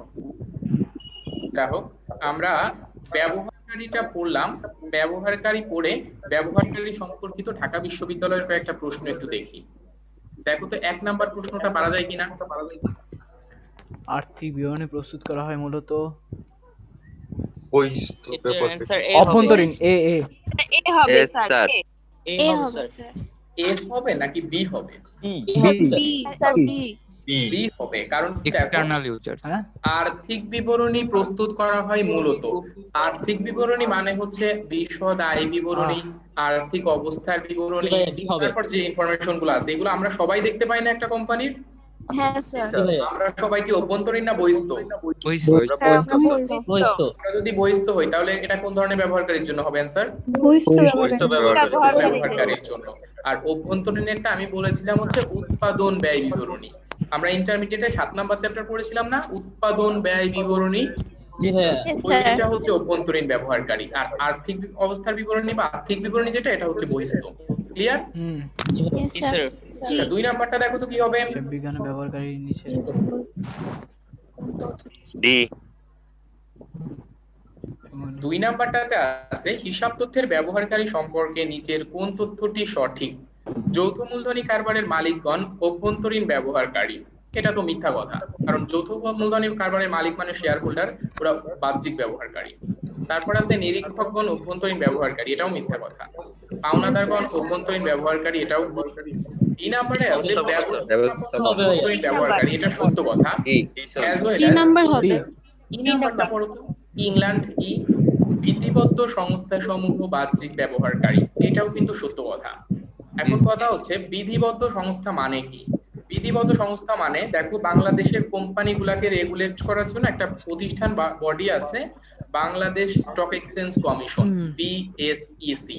এরা বাংলাদেশের কোম্পানিগুলোকে রেগুলেট করছে। এখন বিএসইসি কি কোম্পানি থেকে বেতন পাচ্ছে? না স্যার। না। না তারপর স্যার। দেখো তোমার ধরো বাংলাদেশ ব্যাংক, বাংলাদেশের ব্যাংকিং সেক্টরটা রেগুলেট করে, কিন্তু বাংলাদেশের অন্যান্য ব্যাংক থেকে কি বাংলাদেশ ব্যাংক বেতন পায়? হ্যাঁ ভাইয়া। না স্যার। তাহলে বিধিবদ্ধ সংস্থা সমূহ বাহ্যিক ব্যবহারকারী, এটাও সত্য কথা না? জি স্যার। অ্যানসার এখানে দুটোটাই রাইট, ডি নাম্বারও রাইট, ই নাম্বারও রাইট। বাট হোপফুলি তোমাদের টাইমে এরকম 2টা কারেক্ট অ্যানসার থাকবে না, কারণ এটা অনেক আগের প্রশ্ন তো, 2008-9 সালের দিকে, এই কারণে ভুল হয়েছিল। ইনশাআল্লাহ এতদিন পরে সেইগুলো হবে এটা না। কি অটো মার্ক ছিল ভাইয়া? এটা অটো মার্কস না, ওরা অ্যাকচুয়ালি একটা নিয়ে নেয়। সেক্ষেত্রে তুমি যদি ওইটা দাগাও তোমার ভাগ্য ভালো, অন্যথায় তোমার দুর্ভাগ্য খুবই খারাপ, আচ্ছা, এরকম আর কি, তাছাড়া কিছু না। আচ্ছা 3 নাম্বার বিবৃতিটা পড়ো তো। কি হবে? বিজ্ঞান তথ্যের 3 নাম্বারে আছে হিসাব তথ্যের ব্যবহারকারী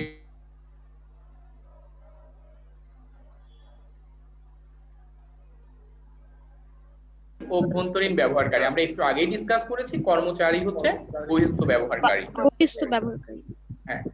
4 নাম্বার কি হবে?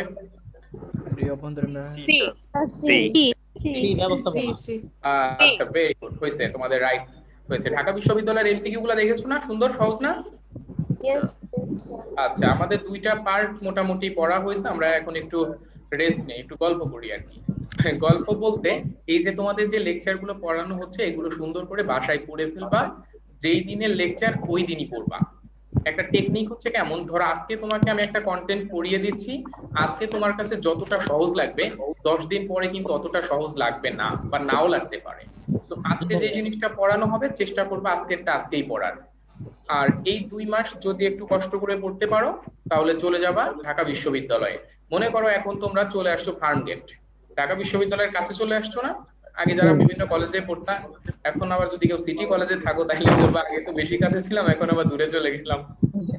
তো নরমালি ঢাকা বিশ্ববিদ্যালয়ের দিকে তোমরা এগিয়ে যাচ্ছ, যদি 2 মাস একটু কাজে লাগাইতে পারো টাইমটা সুন্দর করে, তাহলে ঢাকা বিশ্ববিদ্যালয়ে যে সুন্দর করে জাস্ট ফ্রেন্ড নিয়ে ঘুরতে পারবা। এগুলো হচ্ছে মোটিভ ঢাকা বিশ্ববিদ্যালয়ে চান্স পাওয়ার। ভাইয়া এই যে কালকে থেকে যে শুরু হয়েছে ভাইয়া বিসিদের নিয়ে কিছু আলাদা এটা কি ভাইয়া হয়েছে? মানে এই যে বিসিদের যে তারা যে পার্সোনাল কিছু অপিনিয়ন শেয়ার করতেছে যে এই পরীক্ষাটা হবে না, অ্যাডমিশন পরীক্ষাটা। হ্যাঁ, ওইটা কেমন, ইউজিসি যে ডিসিশন দিছে ওটা আমিও আজকে একটা পেপারে দেখলাম, মানে একটা ইয়াতে অনলাইনে, যেমন তোমাদের এসএসসি বা এইচএসসি এর উপর কোনো ওয়েট থাকবে না, এগুলো সবই হচ্ছে তোমার প্রিলিমিনারি স্টেজের একটা মন্তব্য, এগুলো যথেষ্ট পরিমাণ যাচাই বাছাই করে অ্যানালাইসিস করে তারপর একটা সিদ্ধান্ত আসবে, এগুলো কোনো সলিড সিদ্ধান্ত না আর কি। তো পরীক্ষা হবে না এই জিনিসটা আসলে স্বপ্নেও ভাবা ঠিক হবে না, কারণ ওখানে অটো পাস দেওয়ার কোনো সুযোগ নাই। ইভেন ঢাকা বিশ্ববিদ্যালয় সহ সবগুলো বিশ্ববিদ্যালয়ে গুচ্ছ পদ্ধতির পরীক্ষা নেওয়ারও সুযোগ নাই, বিভিন্ন ধরনের সমস্যা আছে। এই কারণে ওইগুলোর প্রতি তোমার মনোযোগ একদমই দিও না, ফেসবুক কম কম চালিয়ে একটু বই খাতা পড়িও, মানে দুইটা বুক একসাথে চালাবা না, এক হাতে ফেসবুক আর এক হাতে টেক্সট বুক, এগুলো করা যাবে পড়াশোনায় করতে হবে। আরেকটা কোশ্চেন স্যার, বলেন। আচ্ছা স্যার, পিডিএফ সফট কপিতে তো একটু পড়তে স্যার অসুবিধা হয়, সেক্ষেত্রে কি হার্ড কপি দেওয়া হবে আমাদের? হার্ড কপি তোমাদের হয়তোবা দেয়া একটু ডিফিকাল্টি হবে, কারণ দেখো তোমার একটা সপ্তাহে একটা করে লেকচার আসে, তোমার একটা লেকচার যদি তোমার বাসায় পাঠানো লাগে, একটা লেকচারের জন্য 50 টাকা কুরিয়ার সার্ভিস লাগবে, এইভাবে করে কয়টা লেকচার শিট দেওয়া যাবে? এখন তুমি বলবা যে ভাই আমি তো বাসা ঢাকায়, আমি অফিস থেকে নিয়ে আসলাম, কিন্তু যেই ছেলেটা ঢাকার বাইরে আছে তাদেরকে তো 50-60 টাকা করে একটা লেকচার পাঠাইলে কতগুলো লেকচার পাঠানো লাগবে, বুঝতেছো? কিন্তু ভাই একটা কথা তো ভাই, জাহাঙ্গীর আলী ভাই বলছিল যে আমাদের ক্লাসে নাকি লেকচার শিট গুলো পাঠিয়ে দেওয়া হবে কিছুদিন, মানে এক সপ্তাহ থেকে 2 সপ্তাহ লেকচার গুলো কালেক্ট করে। ওইটা যদি সুযোগ থাকে, অ্যাকচুয়ালি আমি শিওর না, ম্যানেজমেন্টের সাথে একটু কথা বলতে হবে, মানে ওরা যদি করে। তুমি একটা কাজ করতে পারো, লাইক তোমাদেরকে ক্লাস রুটিন দিছে? না আমরা আমাদের ওদের তো ক্লাস রুটিন পাইনি। আচ্ছা, তোমাদের যদি রুটিন দিতে আসে ম্যানেজমেন্টের লোকই আসবে, ওনার কাছে বলিও। আচ্ছা, আমার একটা প্রশ্ন আছে। আচ্ছা, আমাকে না 3টা বই দিছে, ফাইন্যান্স, ইংলিশ, সবাইকে 3টা দেয় নাই? জি ভাই, আমার আমি তো 2টা পাইছি, সবাইকেই 2টা বা 3টা দিছে, বাকিগুলা প্রেসে আছে। বাই দিস উইক ইনশাআল্লাহ সবগুলো বই পেয়ে যাবে, আশা রাখি। সবগুলা বই হয়তো এক সপ্তাহের মধ্যে চলে আসবে, তখন তোমাদেরকে টেক্সট দেওয়া হবে যে বই অ্যাভেলেবেল আছে, তোমরা নিয়ে যাও।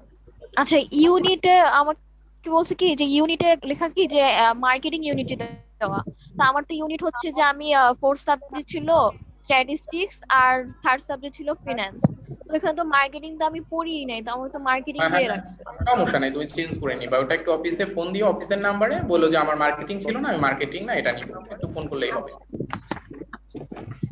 আচ্ছা, আমাদের বিরতি মোটামুটি ক্লোজ, আমরা সামনের দিকে আগাই, আবার কথা বলবো, সমস্যা নাই, নাহলে আবার লেকচার শেষ হবে না। তো আমাদের এরপরের কন্টেন্টটা দেখো, হিসাব বিজ্ঞানের বিভিন্ন সংস্থা, তার মানে হিসাব বিজ্ঞানকে কারা রেগুলেট করছে। হিসাব বিজ্ঞানের বিভিন্ন সংস্থা পড়তে এসে সবাই পড়াশোনায় ফিরে আসো। হিসাব বিজ্ঞানের বিভিন্ন সংস্থার মধ্যে প্রথমে একটা জিনিস খেয়াল রাখতে হবে, আইএএসসি। আইএএসসি এর পূর্ণরূপ হচ্ছে international accounting standards committee. International accounting standards committee, আইএএসসি। এইখানে তোমার একটা সাল মনে রাখতে হবে, আইএএসসি প্রতিষ্ঠিত হয় 1973 সালে। আইএএসসি কবে প্রতিষ্ঠিত হয়? 1973। 1973 সালে। আপাতত 2 মাস তোমার জন্মসাল ভুলে যাও, কিন্তু আইএএসসি এর জন্মসাল ভোলা যাবে না, কারণ পুরা অ্যাকাউন্টিং সিলেবাসের মধ্যে একটা সালই শুধু পড়তে হবে। এটা বাংলা ইয়া না যে তোমার দেখা গেছে 10টা 20টা করে সাল মুখস্থ করতে হয়, তার থেকে মনে মনে আমরা চিন্তা করি যে দূর সালই পড়বো না, যা আছে পড়বো। ওইরকম না, অ্যাকাউন্টিং এর পুরা সিলেবাসে একটা সাল মনে রাখলেই চলবে। যে আইএএসসি প্রতিষ্ঠিত হয় 1973 সালে। আচ্ছা, আইএএসসি এর কাজ কি? আইএএসসি এর কাজ হচ্ছে অ্যাকাউন্টিং এর স্ট্যান্ডার্ড গুলো বানিয়ে বিশ্ববাজারে ছাড়া। আর ওরা অ্যাকাউন্টিং এর স্ট্যান্ডার্ড গুলো যেই নামে মার্কেটে ছাড়তো ওইটার নাম হচ্ছে আইএএস। ওইটার নাম কি? IAS, international accounting standard. ওরা যখন মার্কেটে একটা স্ট্যান্ডার্ড ছাড়ে ওর নাম দেয় আইএএস 1, আর একটা ছাড়লো তখন নাম দেয় আইএএস 2। এইভাবে করে 2001 সাল পর্যন্ত ওরা মার্কেটে প্রোডাক্ট ছেড়েছে। আর 2001 সালের পরে আইএএসসি এর জায়গায় ক্ষমতায় চলে আসে আইএএসবি। বিভিন্ন দেশের যেমন সরকারের পরিবর্তন হয় না, ওইরকম করে 1973 থেকে 2001 পর্যন্ত ক্ষমতায় ছিল আইএএসসি, দেন এই জায়গায় ক্ষমতায় চলে আসে কে? IASB, international accounting standard board, B for board. এদের কাজ কি? এদের কাজও ইন্টারন্যাশনাল মার্কেটে অ্যাকাউন্টিং এর স্ট্যান্ডার্ড গুলো প্রোভাইড করা। আর ওরা যেই নামে প্রোডাক্ট ছাড়তো তার নাম ছিল IFRS, international financial reporting standard. International financial reporting standard. আচ্ছা, এই যে 2001 সালের 1 এপ্রিল বা তারপর থেকে এখন পর্যন্ত ক্ষমতায় আছে আইএএসবি। সো এখন যদি তোমাকে প্রশ্ন করা হয় বর্তমানে ইন্টারন্যাশনাল রিপোর্টিং ফ্রেমওয়ার্ক কোনটা, আইএএস নাকি আইএফআরএস? অ্যানসার দিও। আইএসবি। আইএসবি তো তোমার একটা প্রতিষ্ঠান, ওটা তো আর standard. IFRS. IFRS, very good. বর্তমানে ইন্টারন্যাশনাল রিপোর্টিং ফ্রেমওয়ার্ক হচ্ছে আইএফআরএস। এই যে আইএএসবি বা আইএএসসি, এরকম একটা সংগঠন বাংলাদেশেও আছে। যার নাম আইসিএবি, যেটার নাম হচ্ছে আইসিএবি। এদের কাজ হচ্ছে অ্যাকাউন্টিং এর স্ট্যান্ডার্ড গুলো বানিয়ে বাংলাদেশের মার্কেটে প্রোভাইড করা। কিন্তু মজার ব্যাপার হচ্ছে এজ এ বাঙালি এরা কি করে, আমাদের মতোই আর কি, সুযোগ পাইলে কপি পেস্ট করে। তোমরা যখন বিশ্ববিদ্যালয়ে উঠে বিভিন্ন ধরনের আইএএস আইএফআরএস এর দিকে একটু তাকাবা বা দেখবা পড়বা, তখন দেখবা যে এই যে আইএএস এবং বাংলাদেশের যে স্ট্যান্ডার্ড তার মধ্যে একটা কমাদারিও পার্থক্য নাই। তো সেম জিনিস বাংলাদেশে ছাড়ে, জাস্ট একটা পরিবর্তন। এই যে আই আছে না ইন্টারন্যাশনালের আই, এই জায়গায় শুধু ওরা বসায় দেয় B, B for Bangladesh, Bangladesh accounting standard. তাহলে বলো তো 2001 সালের পরে ভদ্রলোকরা কি করবে? BFRS, Bangladesh financial reporting standard. তার মানে এখন যদি বলা হয় বর্তমানে বাংলাদেশের রিপোর্টিং ফ্রেমওয়ার্ক কোনটা, অ্যানসার কি হবে? বিএফআরএস। তার মানে বর্তমানে ইন্টারন্যাশনাল ফ্রেমওয়ার্ক হচ্ছে আইএফআরএস, বাংলাদেশের ফ্রেমওয়ার্ক হচ্ছে বিএফআরএস।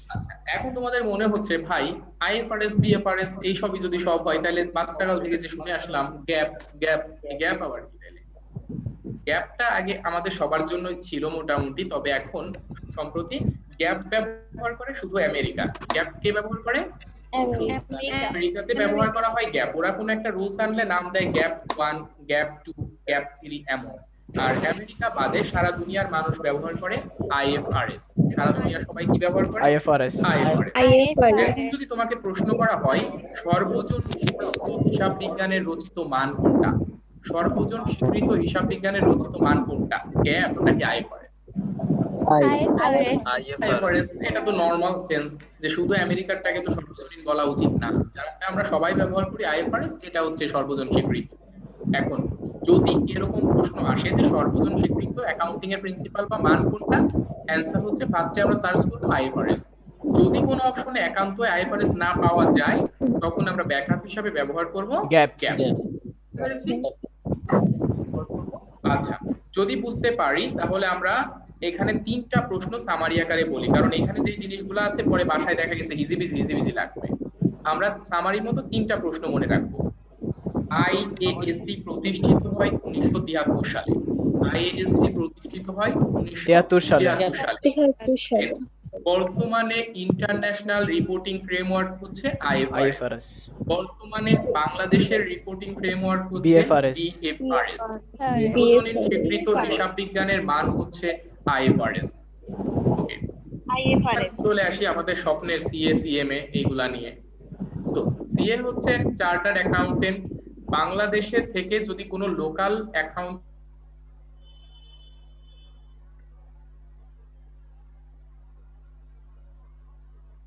লোকাল ডিগ্রি, আর এইরকম আমেরিকার একটা ডিগ্রি আছে যেটার নাম হচ্ছে সিপিএ, সার্টিফাইড পাবলিক অ্যাকাউন্টেন্ট। মানে আমেরিকাতে বসে কেউ সিএ করলে ওদেরকে বলে সিপিএ।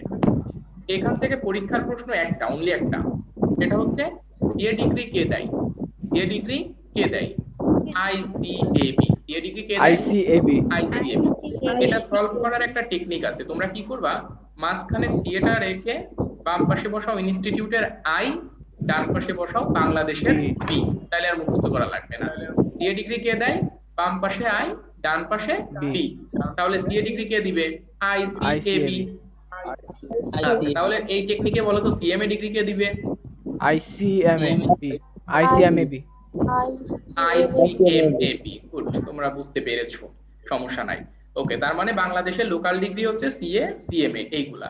তারপরেও মাঝে মধ্যে তোমরা মনে করতে পারো ভাই তাহলে ওই যে এসিসিএস সীমা এগুলা শুনি এটা কি? এগুলা হচ্ছে গ্লোবাল প্রফেশনাল ডিগ্রি।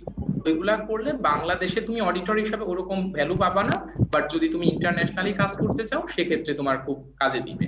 লাইক কেউ যদি মনে করো যে আমি বাংলাদেশেই থাকবো ভাই এবং অডিটর হবো, বহু টাকা পয়সা কামাইতে হবে, তখন তোমার কি করতে হবে? সিএ অথবা সিএমএ।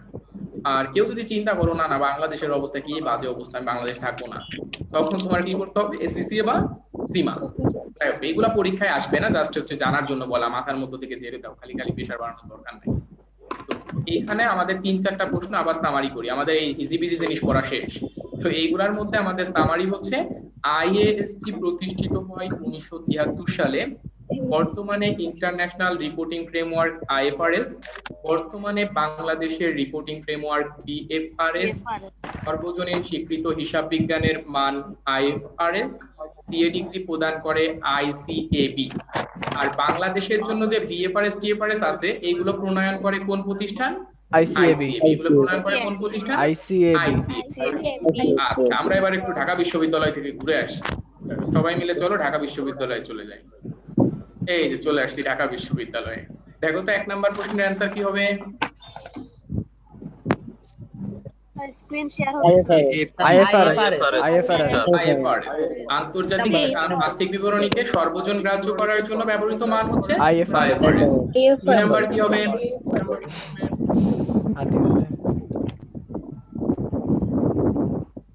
এখানে এ হবে স্যার।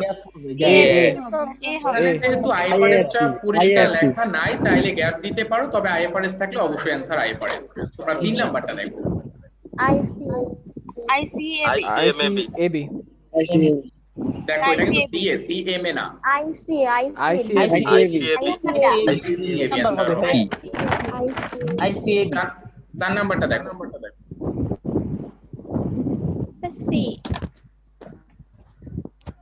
বাংলাদেশের আর্থিক বিবরণীর ক্ষেত্রে প্ররোচিত মান হচ্ছে BFRS। Bangladesh financial reporting standard. আচ্ছা, ৫ নাম্বার দেখি। স্ক্রিন শেয়ার হচ্ছে না। পাঁচের অ্যান্সার কোনটা হবে? ICAB, কারণ একটু আগে বলেছিলাম যে বাংলাদেশের জন্য এই বিএফআরএস গুলো নির্ধারণ করে দেয় কোন প্রতিষ্ঠান? ICAB। ওকে, আমাদের এই যে কঠিন কঠিন জিনিসগুলো এটাও কিন্তু আমাদের কভার হয়ে গেল। জাস্ট আমি সামারি করে দিয়েছি যেগুলো, এগুলাই মনে রাখার চেষ্টা করবা। আদার্স এমসিকিউ গুলো বাসায় পড়ো। আর এরপরে হিসাব বিজ্ঞানের যে শাখা আছে আমি আগে এটা ডিসকাস করে দিয়েছি অলরেডি, যে একটা হচ্ছে আর্থিক হিসাব বিজ্ঞান, একটা বিশেষায়িত হিসাব বিজ্ঞান। এটার অনেকগুলো অংশ আছে। পরীক্ষার জন্য একটা প্রশ্ন, অনলি একটা মনে রাখবো। আর্থিক হিসাব বিজ্ঞানের ব্যবহারকারী হচ্ছে বহিস্থ পক্ষ। আর্থিক হিসাব বিজ্ঞানের ব্যবহারকারী কোন পক্ষ? বহিস্থ পক্ষ। এই একটা প্রশ্ন জাস্ট আমাদের মাথায় রাখলেই হবে। এবার আমরা চলে আসি হিসাবের শ্রেণী বিভাগে। আধুনিক পদ্ধতিতে হিসাব কত প্রকার? 5 প্রকার। আধুনিক পদ্ধতিতে হিসাব হচ্ছে 5 প্রকার। কেউ কি প্রশ্ন করবা? Someone raised hand. No sir. আচ্ছা ঠিক আছে, তাহলে আমরা কন্টিনিউ করি। তো 5 প্রকার যে হিসাব আছে তার মধ্যে আমরা ফার্স্ট একটু জেনে নেই কোনটা দ্বারা কি বোঝায়। কেউ বলো তো সম্পত্তি কাকে বলে? স্যার যা ভবিষ্যৎ সুবিধা প্রদান করে। হ্যাঁ, যা থেকে ভবিষ্যতে সুবিধা পাওয়া যাবে। এখানে একটু স্পেসিফাই করে বলার চেষ্টা করবা, যা থেকে ভবিষ্যতে আর্থিক সুবিধা পাওয়া যাবে। যা থেকে ভবিষ্যতে আর্থিক সুবিধা পাওয়া যাবে তাকেই বলা হয় হচ্ছে সম্পত্তি। আচ্ছা, সম্পত্তি থেকে আমরা ভবিষ্যতে আর্থিক সুবিধা পাই। আচ্ছা, আমরা হিসাব সমীকরণের দিকে তাকালেই বুঝতে পারি যে হিসাব সমীকরণ হচ্ছে a সমান l প্লাস ওই। তার মানে একটা প্রতিষ্ঠানের সম্পত্তি অর্জনের জন্য কয়টা পক্ষের কন্ট্রিবিউশন থাকে? দুইটা পক্ষে, একটা হচ্ছে মালিক পক্ষ আর একটা হচ্ছে তৃতীয় পক্ষ। তো একটা প্রতিষ্ঠানের সম্পত্তি অর্জনের জন্য যদি দুইটা পক্ষের কন্ট্রিবিউশন থাকে, একটা প্রতিষ্ঠানের সম্পদের উপর দাবি থাকবে কয় পক্ষের? দুই পক্ষের। মালিকের দাবি থাকবে কিছু এবং তৃতীয় পক্ষের দাবি থাকবে কিছু। আর সম্পত্তির উপর মালিকের দাবিটাকে বলা হয় মালিকানা সত্ত্ব, তৃতীয় পক্ষের দাবিটাকে বলা হয় দায়। বুঝতে পারছি?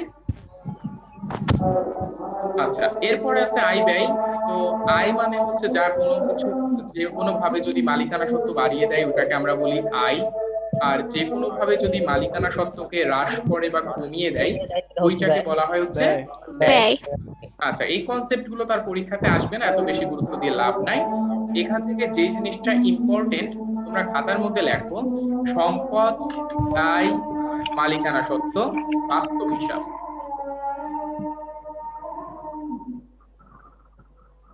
সম্পদ, দায়, মালিকানা সত্ত্ব, বাস্তব হিসাব। সম্পদ, দায়, মালিকানা সত্ত্ব, বাস্তব হিসাব।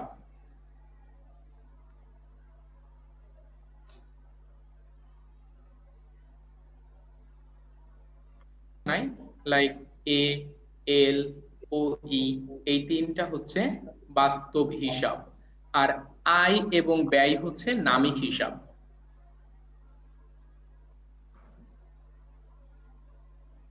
সম্পদ, দায়, মালিকানা সত্ত্ব হচ্ছে বাস্তব হিসাব, আয় ব্যয় হচ্ছে নামিক হিসাব।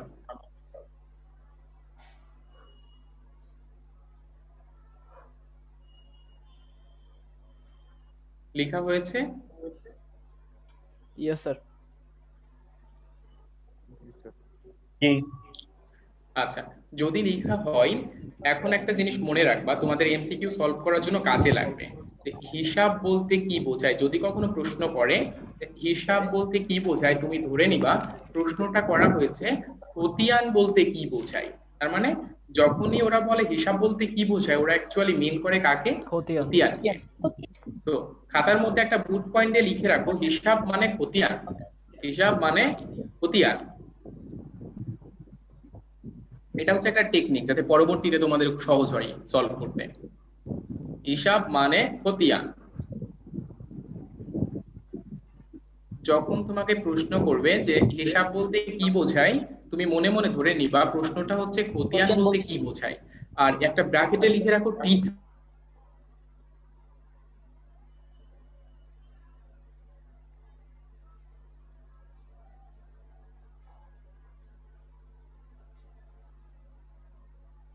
হিসাবের টিচকের প্রধান পার্ট হচ্ছে তিনটা। একটা হচ্ছে শিরোনাম,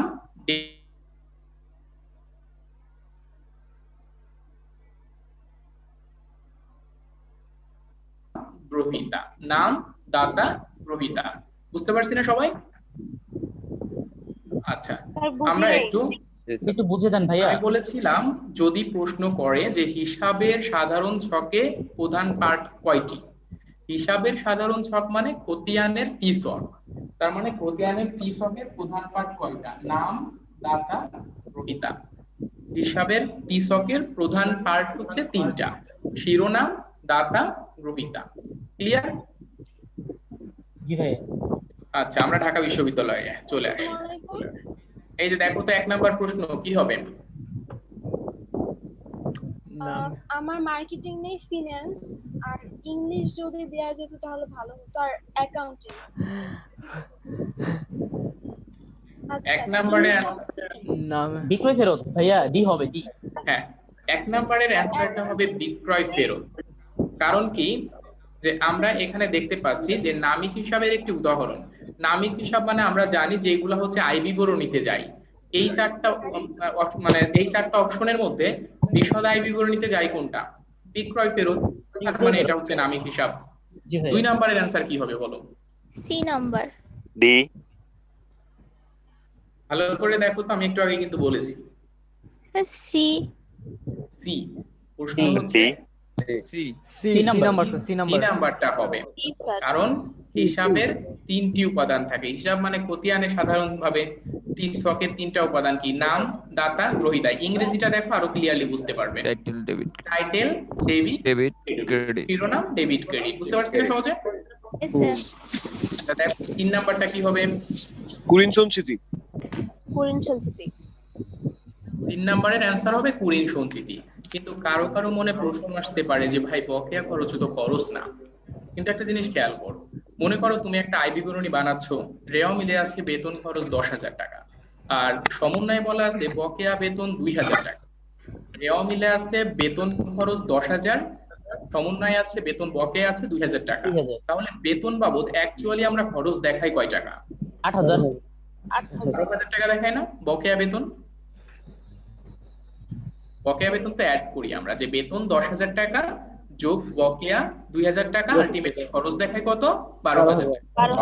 মানে কি বকেয়া খরচ ওয়ান কাইন্ড অফ খরচ, এই কারণে এটা অ্যান্সার হয় না। তুমি 4 নাম্বারটা দেখো সবাই। কারবারের মোট আয় ব্যয় সমূহ। দেখো হিসাব বলতে বোঝাই, তো আমার কথা হচ্ছে হিসাব মানে, প্রথম কথা হিসাব মানে হচ্ছে খতিয়ান, আর খতিয়ান বলতে বোঝাই সকল লেনদেন সমূহ। খতিয়ান তো আর শুধু আয় ব্যয় না, আবার খতিয়ান হচ্ছে সম্পদও না শুধু, বরং খতিয়ান হচ্ছে লেনদেনের শ্রেণীবদ্ধ ও সংক্ষিপ্ত বিবরণী। লেনদেনের শ্রেণীবদ্ধ ও সংক্ষিপ্ত বিবরণী। বুঝতে পারছি? 5 নাম্বার কি হবে দেখো।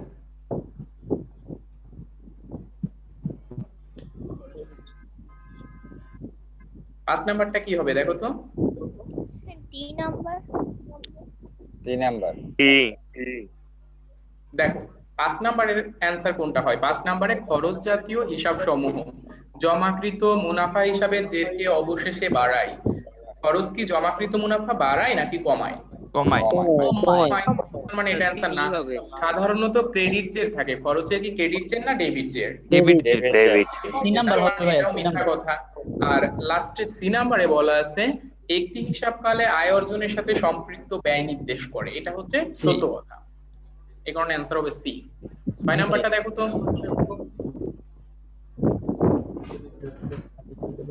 6 নাম্বারটা দেখো কি হবে? এটা সবারই পারা উচিত। আচ্ছা হ্যাঁ হয়েছে। 7 নাম্বারটা দেখো।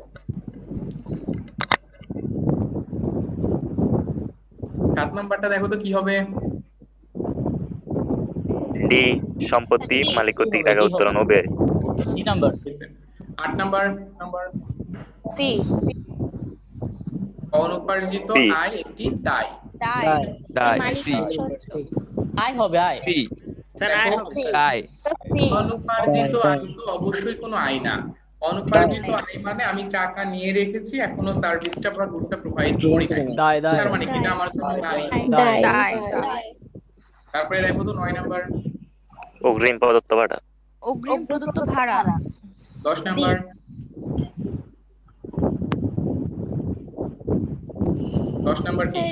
ডি। পরিশোধিত মূলধন ক্যাপিটাল কি ডেবিট হয় না ক্রেডিট হয়? Capital debit. না ক্রেডিট হয় ভাইয়া, ক্রেডিট হয়। এখানে অ্যানসার হবে হচ্ছে ডি নাম্বারটা, সরি ডি নাম্বারটা। হ্যাঁ, সম্পদ ব্যয় লভ্যাংশ। এইখানে লভ্যাংশটার ইংরেজিটা তোমরা খেয়াল করো তাহলেই বুঝতে পারবে। দেখো লভ্যাংশের ইংরেজি কিন্তু তোমার নেট ইনকাম বা প্রফিট এই সব না, বলা আছে কি ডিভিডেন্ড। এটার ইংরেজিটা বলা আছে কি ডিভিডেন্ড। মানে কোম্পানি তার মালিকদেরকে যেই টাকা প্রদান করে এটাকে বলা হয় ডিভিডেন্ড বা লভ্যাংশ। তো কোম্পানি যদি লভ্যাংশ প্রদান করে এটা কি হয়, ডেবিট না ক্রেডিট? ডেবিট। 7 নাম্বার লেকচারে গিয়ে আরেকটু সুন্দর করে তোমরা বুঝতে পারবে যে আমরা এক মালিকানা বা অংশীদারি কারবারের ক্ষেত্রে যেইটাকে বলি হচ্ছে তোমার এক মালিকানা বা অংশীদারি কারবারের ক্ষেত্রে যেটাকে আমরা বলি উত্তোলন, কোম্পানির ক্ষেত্রে ওইটাকেই বলা হয় হচ্ছে ডিভিডেন্ড বা লভ্যাংশ। তো এটা হচ্ছে ওয়ান কাইন্ড অফ উত্তোলন। তাহলে আমাদের ডেবিট উদ্ধৃত হবে কোনটা? সম্পদ, ব্যয়, লভ্যাংশ। 11 নাম্বারটা দেখো। সাধারণত কোনটি ক্রেডিট উদ্ধৃত থাকে? বকেয়া বেতন। D number. হ্যাঁ 12 নাম্বার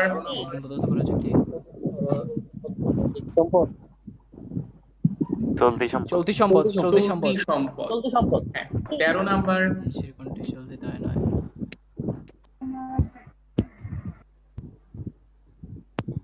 বিবিধ পাউন্ড। বলেছে চলতি দায় নয়, এটা কি হবে? প্রদেয় বন্ড।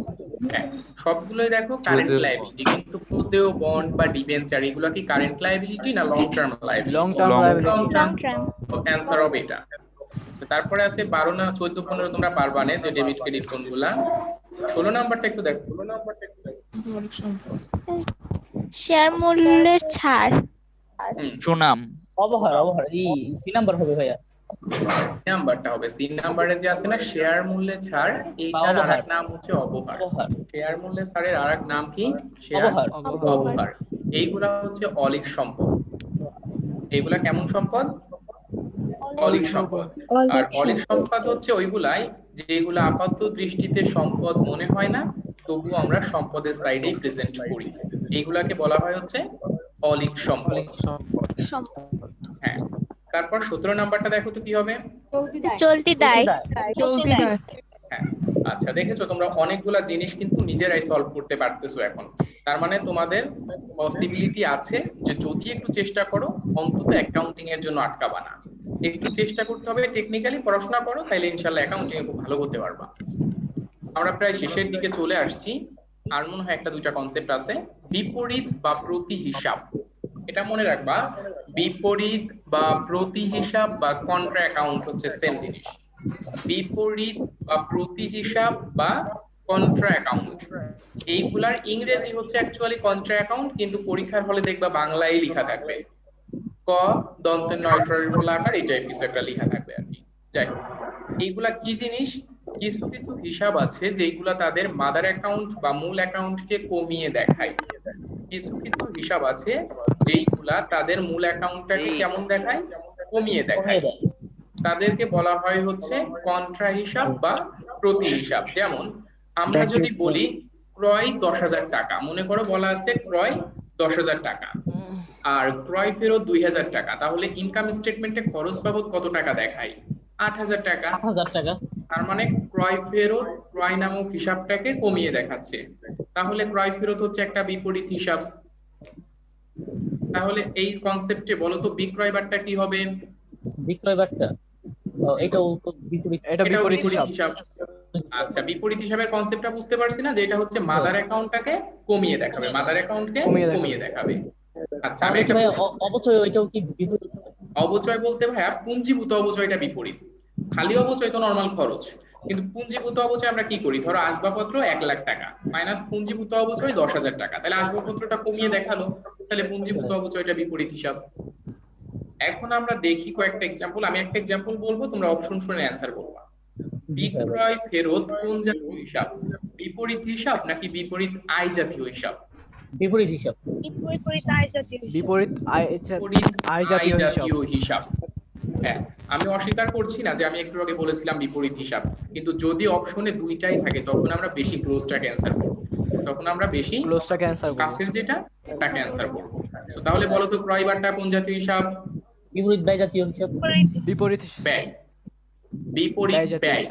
আর বিক্রয় বারটা বিপরীত আয়, বিপরীত আয় জাতীয় হিসাব। আয়। পুঞ্জীভূত অবচয় বিপরীত ব্যয়, বিপরীত সম্পদ। বিপরীত সম্পদ। পুঞ্জীভূত অবচয়কে অবচয় থেকে বাদ দাও নাকি সম্পদ থেকে বাদ দাও না? তো বিপরীত সম্পদ। পাওনাদার বার্তা সঞ্চিতি বিপরীত দায়। হ্যাঁ ঋণপত্রের অবহার বিপরীত দায়। বিপরীত দায়। আচ্ছা, এখান থেকে ইম্পর্টেন্ট হচ্ছে পুঞ্জীভূত অবচয়টা, এবং এটার কয়েকটা সিনোনিম আছে, একটু দেখে নাও যে পুঞ্জীভূত অবচয়কে আমরা আরো কি কি নামে ডাকতে পারি। এগুলো তোমাদের বাসায় অনেকে তোমাদেরকে ছোট ছোট নামে ডাকে না, যেমন পল্টু, বল্টু, কচি, এরকম নাম আর কি। দেখো, পুঞ্জীভূত অবচয়, জমাকৃত অবচিতি, অবচয় সঞ্চিতি, ক্রমযোজিত অবচয়, এগুলো সবই হচ্ছে বিপরীত সম্পদ। ক্লিয়ার? আচ্ছা, তাহলে আমরা চলে যাই ঢাকা বিশ্ববিদ্যালয়ের ফুলার রোডে। যে এইখানে যে আছে হিসাবের অস্বাভাবিক জের, তারপরে এই জিনিসগুলো তোমরা নরমালি দেখো, এগুলা থেকে নরমালি পরীক্ষায় আসে না। দেখো যে সম্পদের নরমাল জের কি? ডেবিট। তাহলে অস্বাভাবিক জের কি হতে পারবে? ক্রেডিট। এমনিতেই পারবা, এগুলো আসে না নরমালি। সর্বসাকুল্যে এখান থেকে 3টা প্রশ্ন আসছে, তোমরা এইগুলা দেখো। পুঞ্জীভূত অবচিতি কি হবে? একটি প্রতিহিসাব। এটা কি একটা বিপরীত বা প্রতি হিসাব না? দেখো ইংরেজিটা বলা আছে a contra D number. Contra account. তার মানে পুঞ্জীভূত অবচয় হচ্ছে বিপরীত বা প্রতি বা কন্ট্রা অ্যাকাউন্ট। আচ্ছা, 2 নাম্বারটা বিপরীত ব্যয়। বিপরীত ব্যয়। Very good. কারণ হচ্ছে অনাদেয় দেনা, ধরো আমার রেও মিলে আছে, আমরা বিশদায়ী বিবরণী করার সময় খরচের টাইপে দেখায়, খরচের পাশে দেখায় অনাদায়ী দেনা, ধরো 10,000 টাকা। আর এর সাথে যদি পুরাতন অনাদেয় দেনা সঞ্চিতি থাকে, তখন আমরা কি করি? মাইনাস করি। অনাদেয় দেনা 10,000, পুরাতন অনাদেয় দেনা সঞ্চিতি 2,000, আলটিমেটলি অনাদায়ী দেনা বাবদ খরচ দেখায় 8,000 টাকা। তাহলে অনাদেয় দেনা সঞ্চিতি ব্যয়কে কমিয়ে দেয়, তাহলে এটা কি হবে? বিপরীত ব্যয়। বিপরীত ব্যয়। আচ্ছা, 3 নাম্বারটা দেখো তো কি হবে? একটি কন্ট্রা সম্পদ হিসাব। একটি কন্ট্রা সম্পদ হিসাব। আমরা সবাই কি বুঝতে পারছি? স্যার। ওকে, তার মানে আমাদের প্রায় পুরো অংশ আমাদের একবার ঢাকা বিশ্ববিদ্যালয়ে চলে গেছে। আমাদের হচ্ছে আর একটা ছোট্ট কন্টেন্ট বাকি আছে, তাইলে আমরা পুরোপুরি চলে যাব ইনশাআল্লাহ। এখানে কি আছে? Treasury stock. ট্রেজারি স্টক কাকে বলে? স্টক মানে তো শেয়ার, মানে যখন কোম্পানি নিজে শেয়ার কিনে আর কি। হ্যাঁ, নিজের শেয়ার যখন নিজেই কিনে নেয়। মনে করো একটা কোম্পানির মার্কেটে 1 লাখ শেয়ার আছে। মার্কেটে কতগুলো শেয়ার আছে? 1 লাখ। এখান থেকে কোম্পানি নিজে 10,000 শেয়ার পুনরায় কিনে নিল। এখান থেকে 10,000 শেয়ার যদি কোম্পানি নিজেই কিনে নেয়, তখন ওই 10,000 শেয়ারকে আমরা কি বলি? Treasury stock. হ্যাঁ, এখন ট্রেজারি স্টক করলে কি হয়? দেখো, কোম্পানির যদি মার্কেটে 1 লাখ শেয়ার থাকে, তাহলে কোম্পানির মালিকানা সত্ত্ব কত টাকা? 1 লাখ টাকা। এখন যদি কোম্পানি 10,000 টাকার শেয়ার মার্কেট থেকে কিনে নেয়, তাহলে কোম্পানিতে বর্তমানে মালিকানা সত্ত্ব হবে কত? 90,000 টাকা। তাহলে ট্রেজারি স্টক কি মালিকানা সত্ত্ব বাড়াচ্ছে না কমাচ্ছে? কমাচ্ছে। তাহলে ট্রেজারি স্টককে আমরা বলতে পারি না বিপরীত মালিকানা সত্ত্ব হিসাব? জি ভাইয়া। হ্যাঁ। এই নেট খারাপ। কয়েকটা জাবেদা দেয়া, সেইগুলা আমাদের এখানে লেখা আছে, teacher will solve the following journal, তাই না?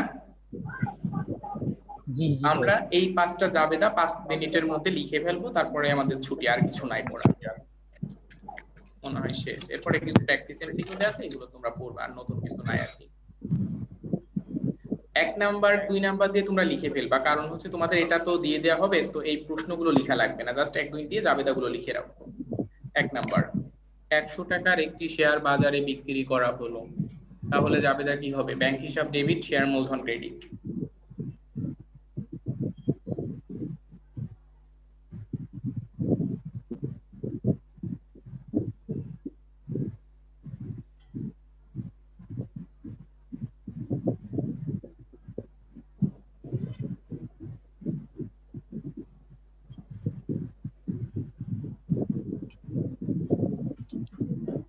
আচ্ছা,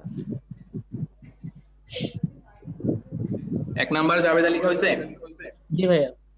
জি স্যার। আচ্ছা, 1 নাম্বার জাবেদা তো আগের মতোই, যে 100 টাকার শেয়ার বাজারে বিক্রি করেছো, ব্যাংক হিসাব ডেবিট, শেয়ার মূলধন ক্রেডিট।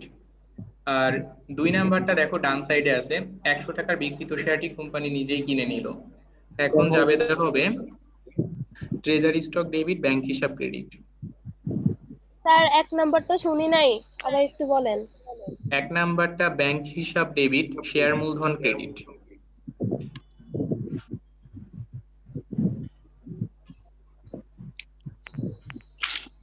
স্যার 2 নাম্বারটা আরেকবার বলবেন? হ্যাঁ, জি অবশ্যই বলবো। 2 নাম্বারটা হচ্ছে treasury stock debit bank credit. Treasury stock debit bank হিসাব ক্রেডিট। বুঝতে পারছো? জি ভাইয়া। আচ্ছা, এরপরে দেখো 3 নাম্বারটা আছে 100 টাকা ট্রেজারি স্টকটি কোম্পানি আবার বাজারে বিক্রি করবে। এটার জাবেদা হবে 2 নাম্বারটার উল্টা জাবেদা। 2 নাম্বারটার উল্টা জাবেদা।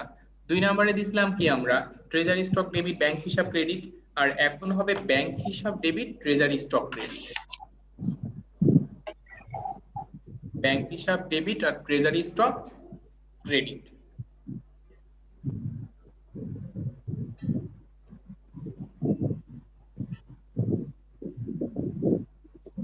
ভাইয়া আমাদের রুটিনটা কি আজকে দিবেন? হ্যাঁ ইনশাআল্লাহ, যদি না দেয়া হয় আজকেই দেওয়ার কথা। ক্লাসে দিয়ে দিবেন ভাইয়া? ক্লাসে কি দেওয়া হবে? হ্যাঁ ইনশাআল্লাহ, যদি অফিসের লোকজন থাকে তাহলে আজকে দিবে। আচ্ছা, 3 নাম্বার জাবেদা কি আমরা লিখেছি? ব্যাংক হিসাব ডেবিট ট্রেজারি স্টক ক্রেডিট। জি স্যার। আচ্ছা, তারপরে 4 নাম্বারটা দেখো বলা আছে কি লিখিত মূল্যের 100 টাকা অতিরিক্ত দামে ট্রেজারি স্টকটি বাজারে বিক্রি করেছো। মানে অধিহারে বিক্রি করা হবে। হ্যাঁ, ওইরকমই দাও যে তোমার ব্যাংক হিসাব ডেবিট 120 টাকা, ট্রেজারি স্টক ক্রেডিট 100 টাকা, তারপরে কি হবে? ওই অধিহার হিসাব। আচ্ছা, ওই দুইটা সেম রেখে অধিহারের জায়গায় জাস্ট তোমরা বলবা অতিরিক্ত পরিশোধিত শেয়ার মূলধন। ভাইয়া আরেকবার এইটা বলেন। হ্যাঁ, আমি জাস্ট বলেছি যে এখন আর আমরা অধিহার বলবো না, অধিহারের জায়গায় আমরা বলবো অতিরিক্ত পরিশোধিত শেয়ার মূলধন। এটা সম্পূর্ণ বলেন ভাইয়া, মানে ব্যাংক হিসাব পুরা 4 নাম্বার জাবেদারটা আমি আরেকবার বলতেছি, খেয়াল করে শোনো। যে ব্যাংক হিসাব ডেবিট ট্রেজারি স্টক ক্রেডিট এবং অতিরিক্ত পরিশোধিত শেয়ার মূলধন ক্রেডিট। ব্যাংক হিসাব ডেবিট 120 টাকা, ট্রেজারি স্টক ক্রেডিট 100 টাকা এবং অতিরিক্ত পরিশোধিত শেয়ার মূলধন ক্রেডিট 20 টাকা। বুঝতে পারছি আমরা? জি ভাই। আচ্ছা, এখানে তোমাদের মনে প্রশ্ন আসছে যে ভাইয়া কি সমস্যা হলো অধিহার না বলে এটা বললেন। এটা বলার উদ্দেশ্য হচ্ছে এই যে ট্রেজারি স্টক এগুলো হচ্ছে আমেরিকান টার্ম বা আমেরিকান ইস্যু, এগুলোর মধ্যে ব্রিটিশ ইস্যু মিক্সড করা যাবে না। তাহলে গড্ডালিকা দোষ নাকি একটা আছে না বাংলায়, গুরুচণ্ডালী দোষ, ওই গুরুচণ্ডালী দোষ হয়ে যাবে। যে অধিহার অবহার এইগুলা হচ্ছে ব্রিটিশ ইস্যু বা টার্ম, আর ট্রেজারি স্টক হচ্ছে আমেরিকান টার্ম। ওরা অধিহার অবহার না ইউজ করে ওরা এই কথাটা ব্যবহার করে যে অতিরিক্ত পরিশোধিত শেয়ার মূলধন। এই কারণে আমি এটা লিখেছি।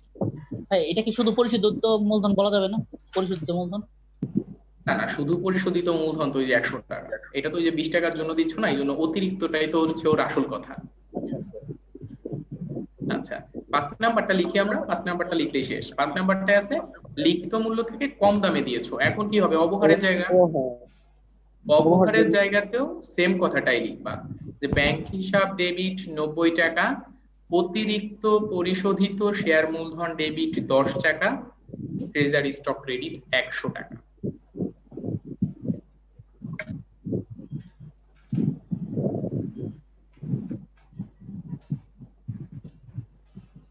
ভাইয়া আবার বলেন।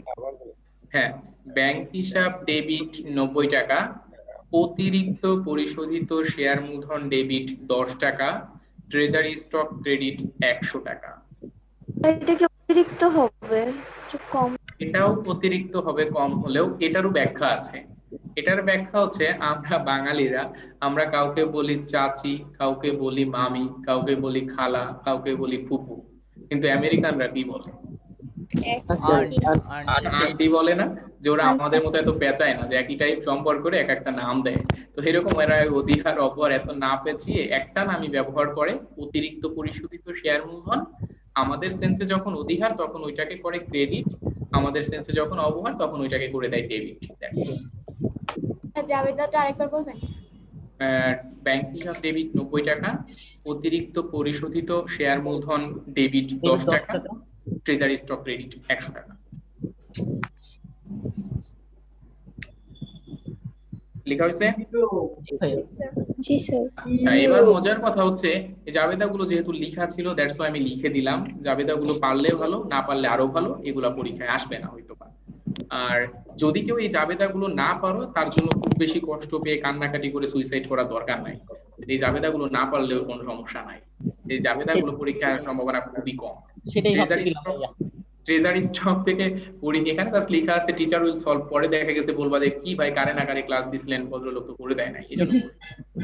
আচ্ছা, তো আমাদের এখান থেকে প্রশ্ন হচ্ছে দুইটা। আমি তোমার প্রত্যেকটা কন্টেন্টে যেমন প্রশ্ন বলে দিয়েছি না, এরকম ট্রেজারি স্টক থেকে প্রশ্ন দুইটা। একটা হচ্ছে কোম্পানি যখন নিজের শেয়ার নিজেই কিনে নেয় তখন এটাকে কি বলে? Treasury stock. Treasury stock.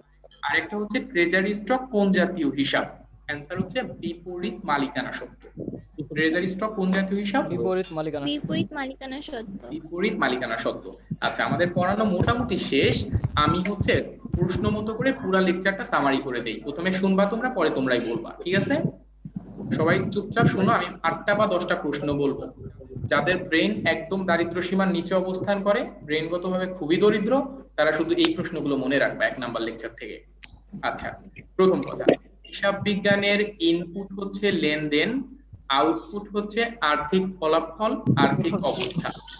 আর্থিক ফলাফল মানে আয় বিবরণী, আর্থিক অবস্থা মানে হচ্ছে উদ্ধৃতপত্র বা ব্যালেন্স শিট। এরপরে হিসাব বিজ্ঞানের মুখ্য উদ্দেশ্য হচ্ছে সংশ্লিষ্ট পক্ষকে তথ্য সরবরাহ করা। হিসাব তথ্যের ব্যবহারকারী দুই ধরনের, মালিক বা শেয়ার হোল্ডার অভ্যন্তরীণ ব্যবহারকারী, ব্যবস্থাপকগণ বহিস্থ ব্যবহারকারী।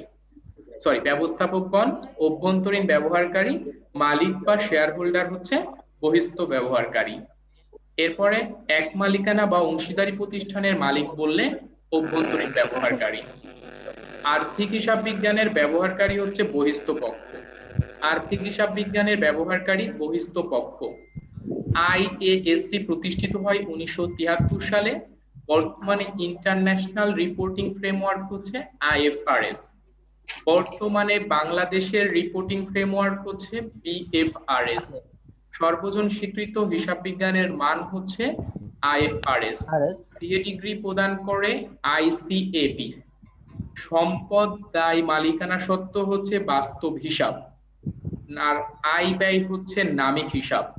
হিসাব বলতে সাধারণত খতিয়ানকেই মিন করা হয়, যার প্রধান অংশ 3টা, শিরোনাম, দাতা, গ্রহিতা বা নাম, দাতা, গ্রহিতা। ক্রয় ফেরত হচ্ছে বিপরীত ব্যয় জাতীয় হিসাব, বিক্রয় ফেরত বিপরীত আয় জাতীয় হিসাব, পুঞ্জীভূত অবচয় বিপরীত সম্পদ জাতীয় হিসাব, পাওনাদার বাট্টা সঞ্চিতি বিপরীত দায় জাতীয় হিসাব। ট্রেজারি স্টক হচ্ছে বিপরীত মালিকানা সত্ত্ব হিসাব। কোম্পানি যখন নিজের শেয়ার নিজে কিনে নেয় এটাকে বলে treasury stock. Okay, that's all. এবার তোমরা বলবা।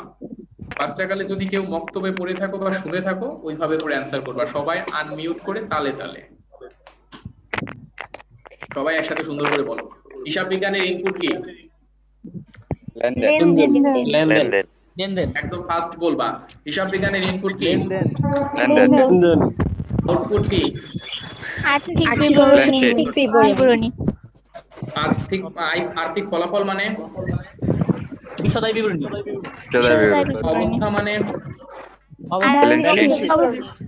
বিবরণী। হ্যাঁ, হিসাব বিজ্ঞানের মুখ্য উদ্দেশ্য সংশ্লিষ্ট পক্ষকে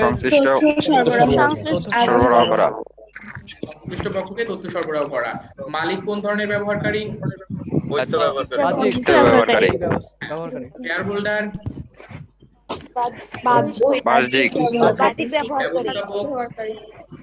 অভ্যন্তরীণ ব্যবস্থাপক।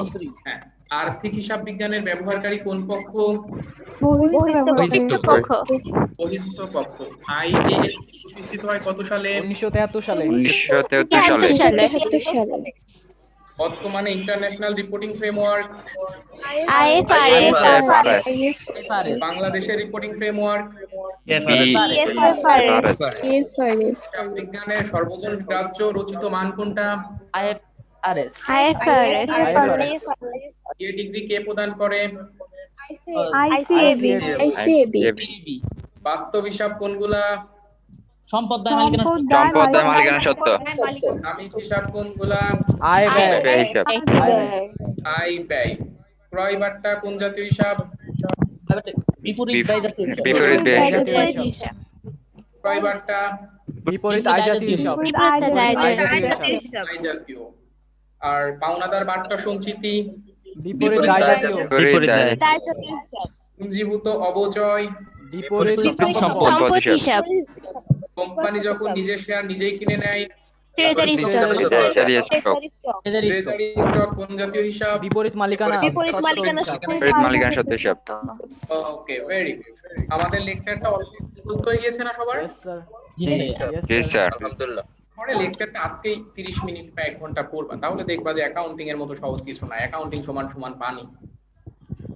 তো আজকের আমার আর পড়ানোর কিছু নাই, তোমাদের কিছু জানার থাকলে বলতে পারো। শেষ হয়ে গিয়েছে আজকে। হ্যাঁ ভাইয়া, স্যার আমাদের রুটিনটা দেওয়া হবে না? আমি দেখি অফিসে বলে দিই।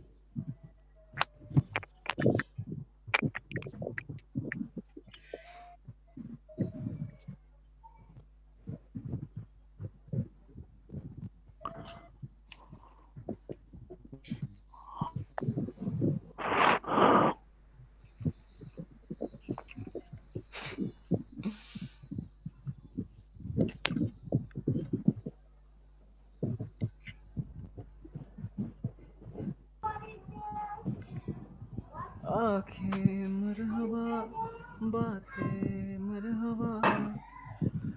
আচ্ছা, রুটিন নিয়ে আসতেছে, তোমরা আসলে বলবা তোমাদের যা যা সমস্যা আছে। হচ্ছে অ্যাডমিনগত যে সমস্যা আছে, মানে অ্যাডমিনিস্ট্রেটিভ প্রবলেম, আমলাতান্ত্রিক জটিলতা, এগুলো সব জিজ্ঞেস করবো। কারণ আমরাও তো আচ্ছা, আমার নাম হচ্ছে সাব্বির, বুঝছো? এখানে স্যার কন্টেন্টটা আরে বাকি এক লগে পারবা? হ্যাঁ, কন্টেন্টটা পিডিএফ ভাবে এই যে কন্টেন্টটা পড়ালাম এটা পিডিএফ মধ্যে করে গ্রুপে আপলোড করে দিবেন। ওখান থেকে তো ভাই কালেক্ট করতে হবে, তাই না? হ্যাঁ, ওই পিডিএফ থেকে তোমরা ডাউনলোড করবা। আচ্ছা ভাইয়া, কি জানি বলে যে আজকে ক্লাসটা শেষ হয়ে গেলে কি তার পাবো না ক্লাস? অ্যাকাউন্টিং ক্লাস তো আর হয়তো পাবা না। স্যার ক্লাসগুলো না ইউটিউবে দেওয়া থাকবে? কোথায়? ইউটিউবে দেওয়া থাকবে বলছিল তো। ওরে বাবা, তাই নাকি? আমি তো জানি না আসলে। আমি তো মনে করো তোমাদের থেকে কম জানি। আমাকে জাস্ট বলছে হচ্ছে আসেন এখন অ্যাকাউন্টিং ক্লাস পড়ান। ভাই আমাদের তো বললো পরে নাকি ইনস্টল করলেই পাওয়া যাবে ক্লাস।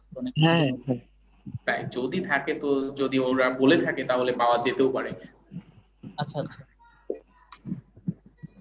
ইনশাআল্লাহ পাবা, পাইলে ভালো হয়। কারণ কি অনলাইনে তো আসলে এইভাবে পড়াশোনা করা যায় না, এটা আমিও বুঝতে পারি। কারণ আমিও তো স্টুডেন্ট, আমার হচ্ছে এমবিএ চলে, তো আমরাও তো এমন অনলাইনে ক্লাস করি। অনলাইনে ক্লাস করা তো আসলে ডিফিকাল্ট। তো ওই হিসাবে যদি তোমাদের পরবর্তীতে দেয় তো ওইটা তোমাদের জন্য অবশ্যই ভালো হবে। জি ভাইয়া, রুটিনটা কি পেজে দেওয়া থাকবে? কোনটা রুটিন? হ্যাঁ রুটিন।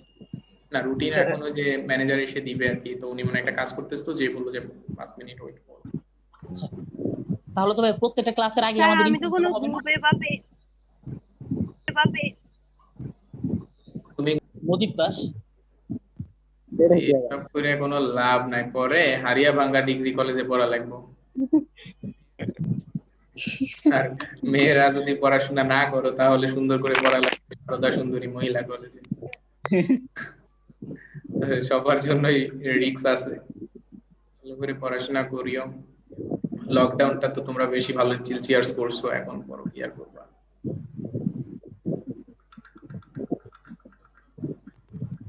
আর চাকরিতে মনে অটো পাস দিবে?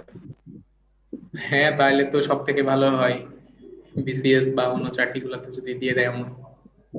এই বিসিএস অটো পাস দিয়ে দিবে আমাদের ভাই। ইনশাআল্লাহ। তোমাদের ছোট ভাইরাই এসএসসি তে অটো পাস পায় কিনা সেই চিন্তায় উঠতেছে, তোমরা অত দূরে গিয়ে গেছো।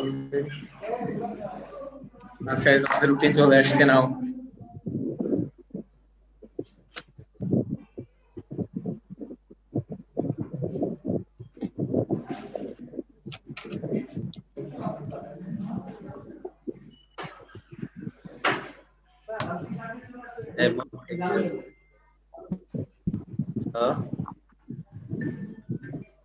ভাই একটু রুটিনটা তোমরা ভাই লিখে নাও। জি ভাইয়া বলেন। কি বলেন? শনিবারে ইংরেজি, রবিবারে ম্যানেজমেন্ট, শনিবার ইংরেজি, রবিবার ম্যানেজমেন্ট, মঙ্গলবার ইংরেজি, বুধবার বাংলা, একটু আসতে বুধবার বুধবার বাংলা, শনি রবি সোমবার বল, সোমবার বন্ধ, সোমবার অফ। আচ্ছা মঙ্গলবার, মঙ্গলবার ইংলিশ, বুধবার বাংলা, বৃহস্পতিবার ফাইন্যান্স অথবা মার্কেটিং। শনিবার থেকে বৃহস্পতিবার যে কয়দিন ক্লাস আছে 5 দিন, এই ক্লাসটা শুরু হবে 2টায়। শুধুমাত্র শুক্রবারে ক্লাসটা শুরু হবে 4টায়, মানে 4:30টায়। যে আজকে যে ভাইয়া প্রথম থেকে আবার একটু বলেন, আমি কিছু শুনতে পারি নাই, আমার এখানে নেটওয়ার্ক অনেক। শনিবারে ইংলিশ, রবিবারে বম, মঙ্গলবারে ইংলিশ, বুধবারে বাংলা, বৃহস্পতিবারে ফিনান্স অথবা মার্কেটিং, যার যেটা আছে ওটা আমরা আলাদাভাবে বলে দিব। আর শুক্রবার ভাইয়া? শুক্রবারে অ্যাকাউন্টিং, এই যে আজকে যে টাইমটা হলো 4:30টায়, অ্যাকাউন্টিং শুক্রবারে।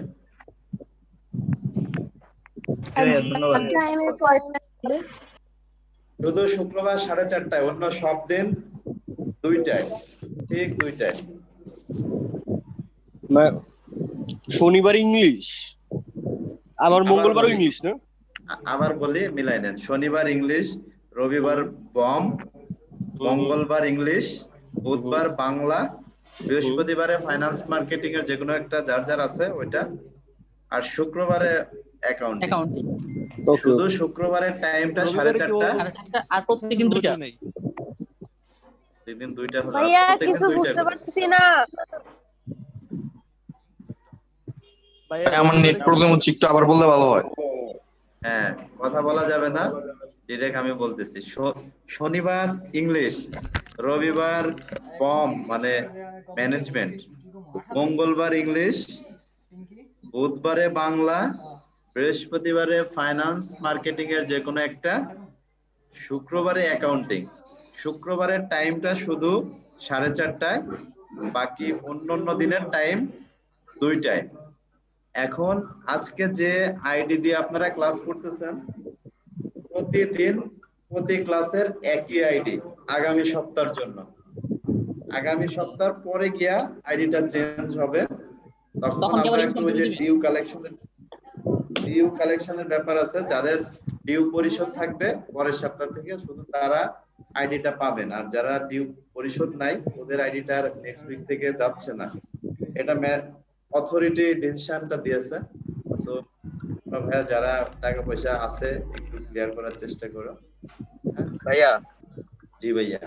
আপনাদের লেকচার গুলোর হার্ড কপি কি নেওয়া যাবে অফিসে এসে? না ভাইয়া, এবছর লেকচারের হার্ড কপিটা আমরা প্রিন্ট করি নাই, তবে যদি জানুয়ারি ফেব্রুয়ারি মানে ভার্সিটি পরীক্ষার আগে সময় থাকে, সেটা 10 দিন হোক 15 দিন হোক, যে টাইমই থাকে, আর যদি শিক্ষা প্রতিষ্ঠান ওপেন হয় সেই ক্ষেত্রে আমরা একটা ব্যবস্থা করব ইনশাআল্লাহ। ভাইয়া।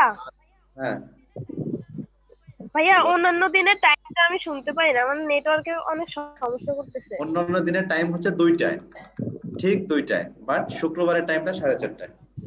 ভাইয়া বাকি বইগুলা কি পার্সেলে দিয়ে দিবেন যারা দূরে? হ্যাঁ অবশ্যই পার্সেলে দিব, তবে বইগুলা আমি বলি আগেতে আপনারা ফোন করবেন না।